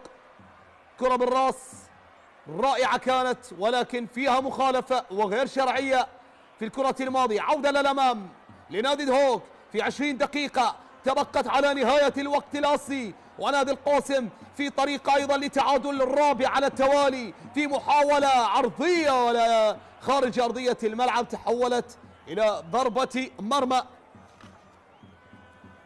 الموسم الماضي لنادي القاسم أفضل المواسم مقارنة بالمواسم الماضية. المركز العاشر 52 نقطة، 13 انتصار، 13 تعادل، 12 هزيمة، سجل 43 واستقبل 43. نادي هوك أيضا بالمركز السابع، مركز جيد مقارنة بالمركز الحالي، 57 نقطة، 16 انتصار، 9 تعادلات، 13 هزيمة، سجل 46 واستقبل 42. عودة من جديد، ترسل كرة في أقصى اليسار. انتصار القاسم الوحيد جاء بعد 3 مباريات انتهت بانتصار نادي هوك، وانتصار نادي انتصار القاسم جاء بعد 5 لقاءات جمعت الفريقين في بطولة الدوري. كان في موسم 24 25 والانتصار بثنائية الحارث حاتم وحيدر عبد الكريم أو حيدر عبد الرحيم، وسجل هوك اللاعب بيتر جورجيس من علامة الجزاء. صافرة في هذه اللحظات طالب ماذا هناك، والمدرب أحمد خلف في المحطات الثالثة، ثالث المحطات لهذا المدرب في بطولة الدوري هذا الموسم فقط.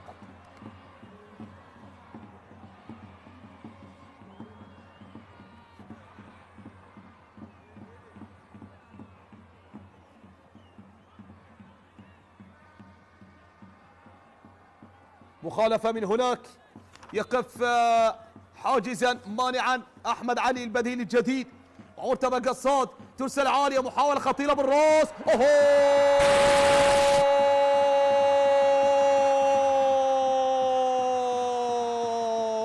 وهذه المرة الصقور تحلق عاليا، بهذه المرة تسجل هدف الأسبقية، هدف السبق يأتي بسلسلة من الراسيات، من عرضية من خادم رسول، وفي النهاية هدف المباراة الأول يأتي عن طريق مصطفى الوافد الجديد البديل مصطفى نواف، يسجل أول الأهداف، يسجل أول أهداف المباراة بعد إلغاء هدفين من تقنية الفار، جاء بعدها بعرضية ميتر ثم خادم رسول، ثم أكملها وأودعها وأنهاها في شباك مصطفى طارق بهدف المباراة الأول لمصلحة صقور الجبال، بعرضية جاءت ومن رأسية تبعت وأنهيت برأسية مصطفى نواف، معلنة عن تقدم فريق نادي هوك بأول أهداف المباراة. 1-0 لدهوك، 1-0 لصقور الجبال بعد رغبة طويلة، بعد ضغط استمر ل 75 دقيقة، 75 دقيقة من ضغط كبير، من فار، من مباراة مثيرة جدا قدم بها فريق نادي هوك أفضل العروض، وصل كثيرا، ولكن الإنهاء واللمسة الأخيرة كانت غائبة في الكرات. عودة من جديد، تمريرة على الأمام، متابعة حاضرة من جانب الدفاع، عودة من حسين جبار في وسط الملعب، تعود الكرة من جديد، نقلة أمامية، متابعة من جانب الدفاع، متابعة وعودة، نقلة على الجهة اليسار للقاسم من جديد، المرور والتقدم والتوغل عن طريق أحمد علي، محاولة المرور، استعاضة من خادم رسول، عودة لنادي هوك، ولكن تمريرة خاطئة، عودة يستعيدها الرائع والمميز من هناك اللاعب أحمد هارون على اليسار. تعود الكرة من جديد، تقدم إلى الأمام، كرة في وسط الملعب، نقلة على جهة اليسار، عملية الاستعادة والقطع والعودة لفائدة نادي هوك، عودة للأمام، وصل كثيرا، سجل، سدد، حاول الفار وقف حاجزا، أيضا حارس المرمى الدفاع. وفي النهاية يأتي الهدف الأول، يأتي هدف التقدم لصالح نادي دهوك. عودة على الجهة اليمين، تصل الكرة عند دفاعات فريق نادي دهوك. في هذه اللحظات يبحث عن انتصاره السابع من أصل 7 لقاءات، وهذا الثامن. عرضية محاولة بالراس تتخلص، يا زالت قائمة حتى الآن. الاستقبال، التصويب والتصدي من مصطفى طارق. تصدي رائع من مصطفى طارق، يتصدى في الكرة الماضية، يمنع رغبة نادي دهوك من تسجيل أهداف أخرى. عودة من جديد، المتابعة لا زالت حاضرة مستمرة إلى الأمام. الكرة تصل على الجهة اليمين، متابعة حاضرة من جانب أنصار ولاعبو فريق نادي دهوك إلى الأمام.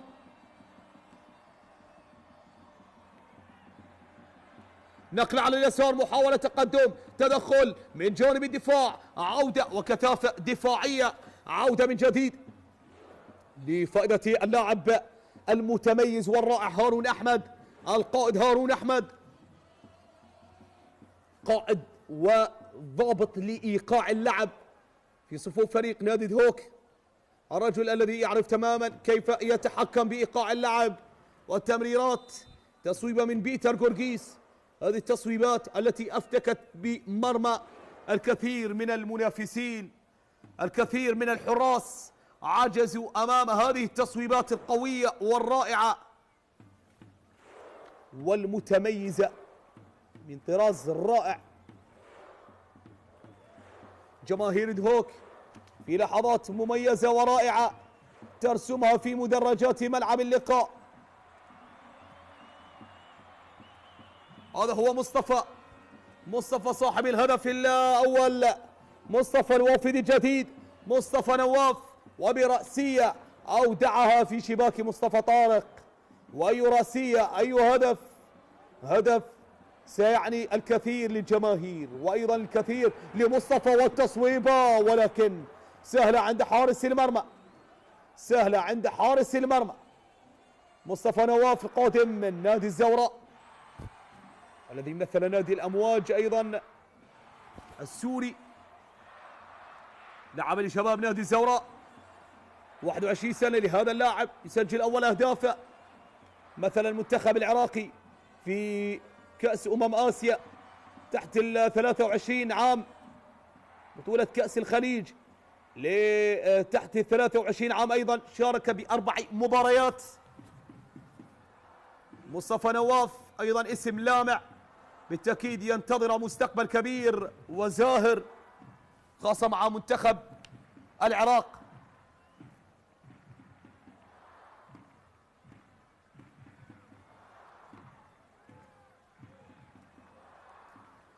رمية جانبية، عودة للخلف، تعود من جديد بحوزة نادي دهوك. فريق نادي القاسم قادم من تعادل مع الميناء، كان تعادل مثير جدا. سجل عبد الله باسم هدفين، واحمد علي سجل هدف الذي شارك حديثا. عرضية من هناك، متابعة من جانب الدفاع، تأتي من جديد، محاولة والتشتيت والإبعاد. فريق نادي دهوك قادم من انتصار على نفط ميسان 2-1. عودة للأمام، متابعة لا زالت قائمة، المحاولات والتصويبة تصطدم بالدفاع، تعود من جديد، عودة وإلى خارج أرضية الملعب. فريق نادي دهوك مباراة القادمة ستكون أمام الموصل على هذا الملعب، ولكن كفريق ضيف في يوم الجمعة القادم، في حين نادي القاسم سينزل ضيفا على نادي الزوراء في يوم الخميس القادم في الجولة 35. كرة للأمام، تقدم، عودة لدهوك، عودة لصقور الجبال، للمتقدم، للباحث عن المزيد، لعرضية ولكن تبعد من جانب الدفاع، عودة من جديد، متابعة لعناصر فريق نادي القاسم. مباريات القاسم المتبقية، سينزل ضيفا على الزوراء الجولة القادمة، ثم يستضيف نفط ميسان، ثم يستضيف النجف، ثم يختتم منافسات الدوري بنزول ضيفا على نادي الموصل. في حين نادي دهوك المباراة القادمة سينزل ضيفا على الموصل في هذا الملعب، ثم ينزل ضيفا على النفط في الجولة 36. الجولة 37 يستضيف الكهرباء، ثم يختتم منافسات الدوري بنزول ضيفا على نادي ديالى.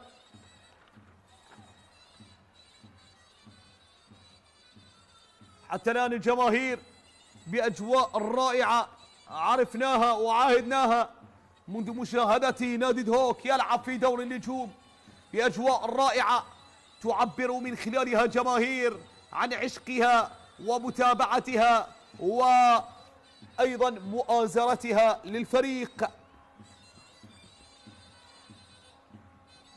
تعود الكرة من جديد لصالح نادي دهوك، عودة للأمام، نقل على الجهة اليمين، كرة في وسط الملعب، عملية الاستلام، التقدم إلى الأمام، المحاولة، المرور، البحث، التفتيش، المراوغة، التمرير، الانفراد، التسجيل، الهدف الثاني لمصلحة الصقور، هدف ثاني وبأقدام اللبناني وبأقدام كريم درويش، بجملة تكتيكية، بجملة مثالية يختتمها كريم درويش في مرمى مصطفى طارق، معلنة ومرحبة بهدف ثاني للصقور، بأي تمريرات، بأي نقلات يقتحم من خلالها دفاعات نادي القاسم كانت رائعة، ولا يليق بها إلا الوجود في الشباك، لا يليق بهذه الكرات وهذه الهجمات إلا الإنهاء في المرمى، على جماليتها، على نقائها، على تمريراتها النموذجية والمثالية عن طريق الرائع هارون أحمد، والتمرير والإنهاء بذكاء ومهارة وشطارة من كريم درويش في مرمى مصطفى طارق، معلنة عن ثاني الأهداف لنادي دهوك والقبض على النقاط الثلاث في هذه الموقعة.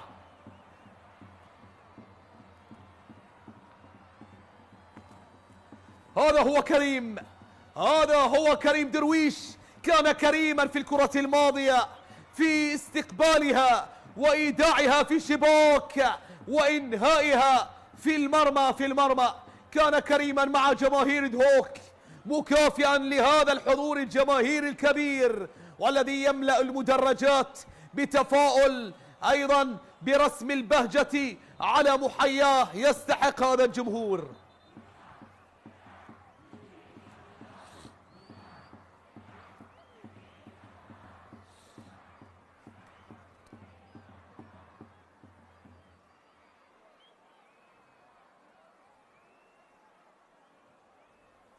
الفار يعاين هذه الحالة، يحاول وجود ركلة جزاء، يعاين ويتابع ماذا سيقدم لنا من قرارات في هذه اللحظات. كان فيها ركلة جزاء للاعب علام حسن في الكرة الماضية. سننتظر القرار الأخير، سننتظر ما سيأتي من قرار في هذه اللحظات.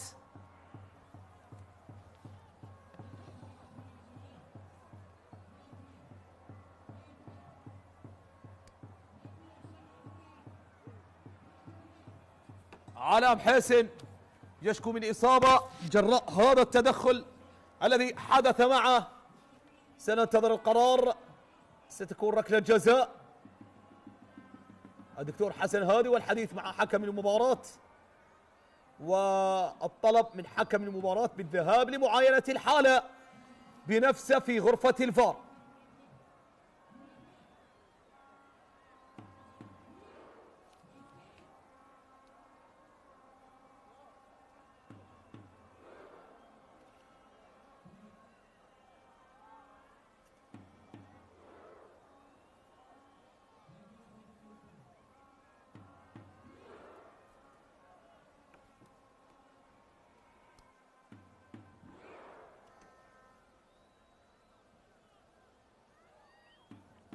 اللاعب خادم رسول اسيست الهدف الأول المتميز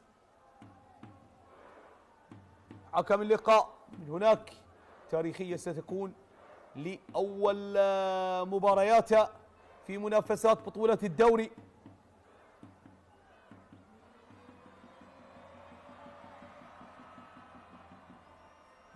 بينما ومضات أجهزة الهاتف في مدرجات ملعب اللقاء والتي تضيف جمالية الرائعة ولوحة متميزة. في هذه اللحظات ننتظر القرار. تحصل نادي القاسم هذا الموسم على ركلتي جزاء نفذها بالنجاح من جانب اللاعب حيدر عبد الرحيم واللاعب أيضا إليسو، في حين احتسبت على نادي دهوك 7 ركلات جزاء، سجلت 6 وضاعت ركلة واحدة. يذهب حكم اللقاء سيف علي راجي لمعاينة الحالة بنفسه. نعم سادتي المشاهدين والمتابعين، في هذه اللحظات هنا علام حسن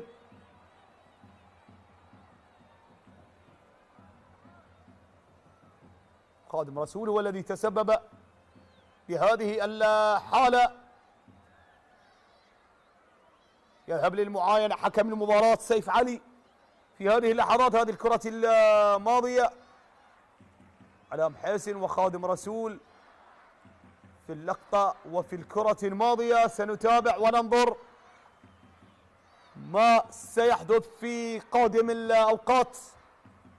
كثيرا ذهبت الدقائق بسبب الفار، بسبب تقنية الفار، ولكن إن كانت هناك حالة عرقلة وركلة جزاء بالتأكيد إذا سجلها القاسم سيبعث التحدي والمنافسة من جديد، لأن هناك سيكون وقت إضافي أكثر، وأيضا من هنا متبقية دقيقتين من الوقت الأصلي، وبالتالي المنافسة تشتد كما حدث في المباراة الماضية بين نادي القوة الجوية والموصل في الدقائق الأخيرة. ومن الدقيقة 90 بدأت المباراة وبدأت المنافسة المحتدمة أكثر وأكثر. يعود حكم المباراة، يعود من هناك سيف علي قاضي هذه المواجهة وفي مباراة التاريخية الأولى في دور النجوم. يعود وبأي قرار يعود؟ نعم يعود بركلة جزاء لمصلحة القاسم، ركلة جزاء لمصلحة رجال الدكتور حسن هادي يتكفل بتنفيذها علام حسن. إنه القائد، إنه العازف لألحان القاسم في لحن الانتصارات والسيمفونيات الخالدة في منافسات الدوري.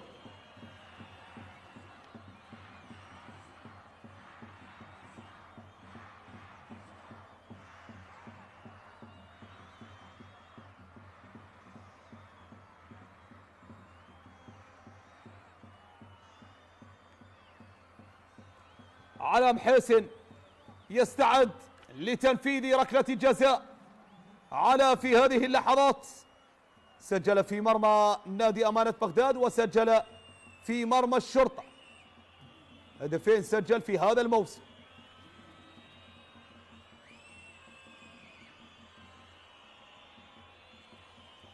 أول ركلة جزاء يشيل وجودها حكم المباراة سيف علي في هذا الدوري. في مباراة الأولى لجأ كثيرا للفار في حالة كانت صعبة ومستعصية على كبار التحكيم، والفار كان هو الفيصل وصاحب القرار بإعطاء القرار الأخير.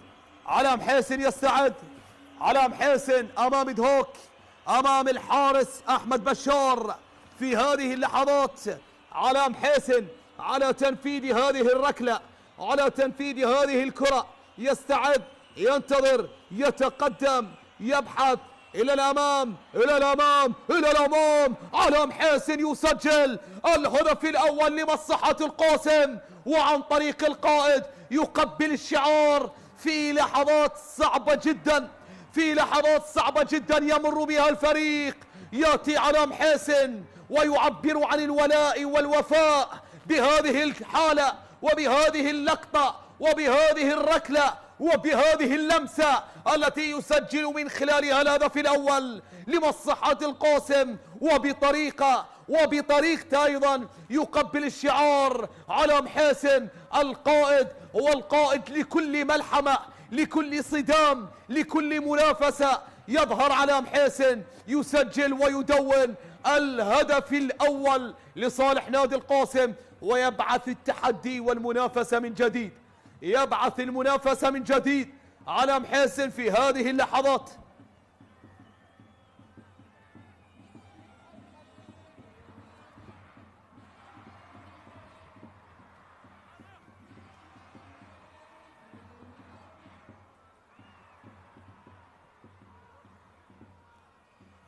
تسع دقائق كما توقعنا. نعم، تبعث منها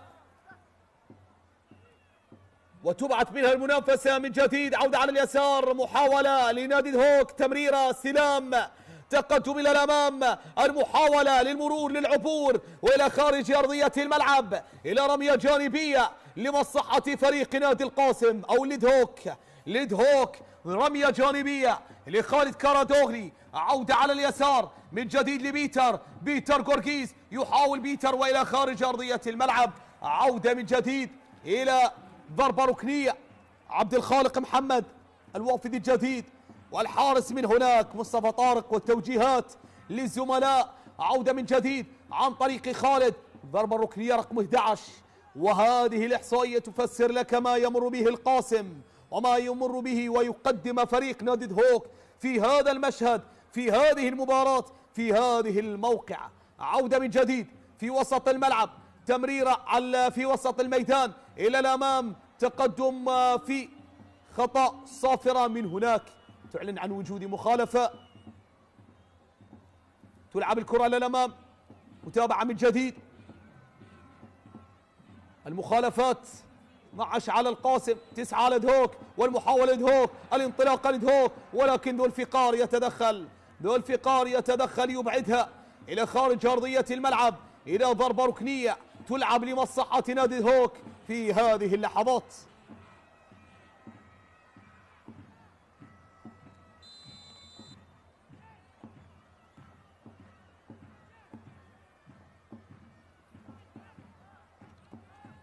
أمام نادي دهوك 7 ركلات جزاء، سجلت 7 مع اليوم 8، طبعا 8 ركلات جزاء مع اليوم كسبت على نادي دهوك هذا الموسم، سجلت 7 مع اليوم وضاعت 1. كرة للأمام، محاولة متابعة عرضية، ولكن الدفاع من جديد، والصمود من جديد، والمرابطة الدفاعية من جديد تظهر، وهذه المرة عن طريق اللاعب عبد الله حسين الذي شارك حديثا في المباراة.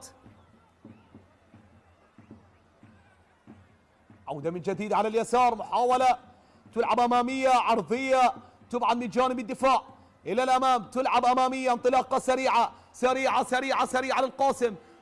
للقاسم، محاولة عملية الاسترداد والقطع للكرة، والعودة من جديد إلى خارج أرضية الملعب إلى رمية جانبية لصالح نادي القاسم. عودة للأمام، متابعة للكرة أمامية، الكرة عملية الاستعادة.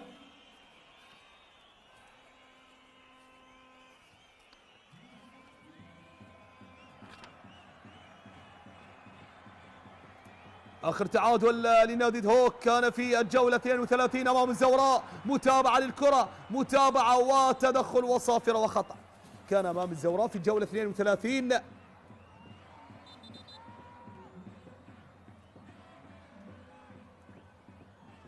لكن آخر خسارة قبل 4 مباريات لنادي دهوك أمام القوة الجوية كانت في الجولة 29 والخسارة 2-1. عودة للأمام، متابعة، محاولة للمرور على يقاتل وحيدا فريدا، يمرر ويطلب الدعم والمتابعة من الزملاء، ولكن كان متسللا من الحالة الأولى اللاعب علام حسن من جديد.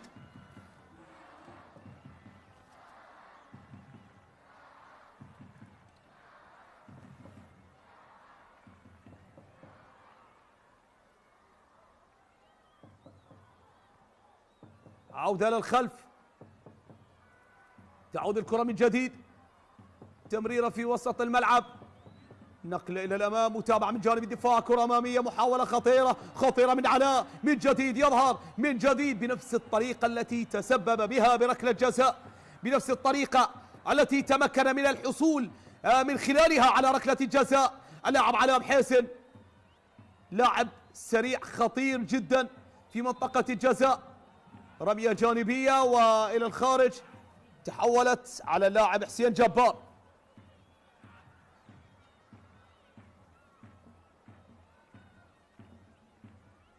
رمية جانبية كريم درويش، كريم إلى الأمام، تتخلص إلى رمية جانبية تلعب لصالح نادي القاسم. ذو الفقار، رمية جانبية عادت للقاسم، عادت لفريق القاسم من جديد، تلعب إلى الأمام، نقلة تبعد تتخلص من جانب الدفاع، تعود من جديد إلى الأمام، نقلت مجددا في وسط الميدان، تقدم لفريق دهوك في الكرة وفي النتيجة، ولكن استعادة للقاسم ورغبة للعودة للنادي القاسم، انطلاقة وتمرير على الجهة اليمين إلى الأمام، المحاولة، الاقتراب، الدخول، المراوغة، العرضية، التصويبة أو التحضير، يأتي هذه المرة من بيتر جورجيس، أبى التصويب وأبى التسديد وفضل التمرير بروح جماعية بتحضير رائع، ولكن وجد حسين جبار وعودة كانت موفقة من دفاعات نادي دهوك أو لنادي القاسم. ضربة ركنية في هذه اللحظات،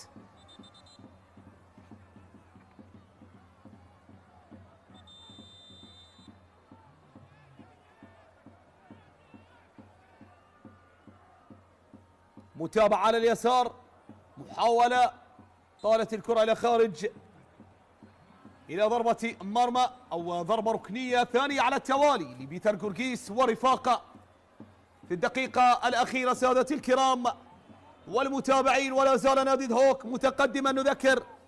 نذكر بأن نادي دهوك مباراة القادمة سيواجه نادي الموصل هنا في هذا الملعب، ولكن باعتبار أن هذا الملعب ملعبا افتراضيا لنادي الموصل، سيدخل نادي دهوك ضيفا، في حين نادي القاسم سينزل ضيفا على نادي الزوراء. عودة للأمام، عودة على اليسار، كريم درويش، كريم إلى الأمام، آخر خسارة لفريق نادي القاسم كانت أمام نادي الشرطة في الجولة 30. عودة للأمام، محاولة لا زالت قائمة للعرضية، للمراوغة، عملية الاستعادة والتقدم، وصافرة وخطأ، صافرة وخطأ لنادي دهوك في هذه اللحظات وسط اعتراض وعدم الرضا وبطاقة صفراء على اللاعب سيف حاتم.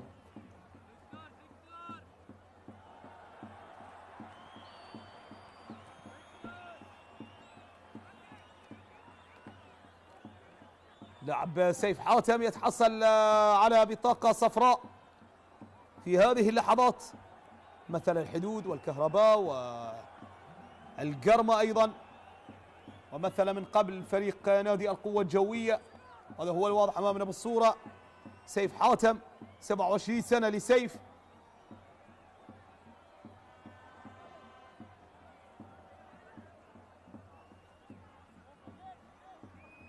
بطاقة حمراء، نعم، يغادر على إثرها اللاعب سيف حاتم المباراة. بطاقة حمراء لسيف حاتم في هذه اللحظات سادة المشاهدين والمتابعين، يغادر على إثرها المواجهة. سيتابع نادي القاسم المباراة ب10 لاعبين. سيف حاتم بطاقة صفراء ثانية لسيف، ثانية هي كانت لسيف، تمريرة للأمام، استقبال، دخول، محاولة عن طريق بيتر جورجيس، محاولة المرور للعبور، يحاول، يعاود، يمرر، يسيطر في هذه اللحظات وبنقلات، مثلثات، نقلات، تمريرات سريعة مهارية وقصيرة من عناصر فريق نادي دهوك، يقتل من خلالها الوقت ويمهد الطريق لحصد النقاط الثلاث. تمريرة للأمام، محاولة خطيرة، دخول، مرور، والقائم يتصدى هذه المرة، القائم يتصدى، ومع اللمسة الأخيرة والخطيرة صافرة النهاية من سيف علي قاضي هذه المواجهة يعلن عن نهاية اللقاء بانتصار لنادي دهوك بهدفين مقابل هدف واحد لنادي القاسم. سادتي الكرام، نرجو أن تكونوا قد استمتعتم بهذه المواجهة على أمل اللقاء في مواعيد أخرى. دمتم بخير والسلام عليكم ورحمة الله وبركاته.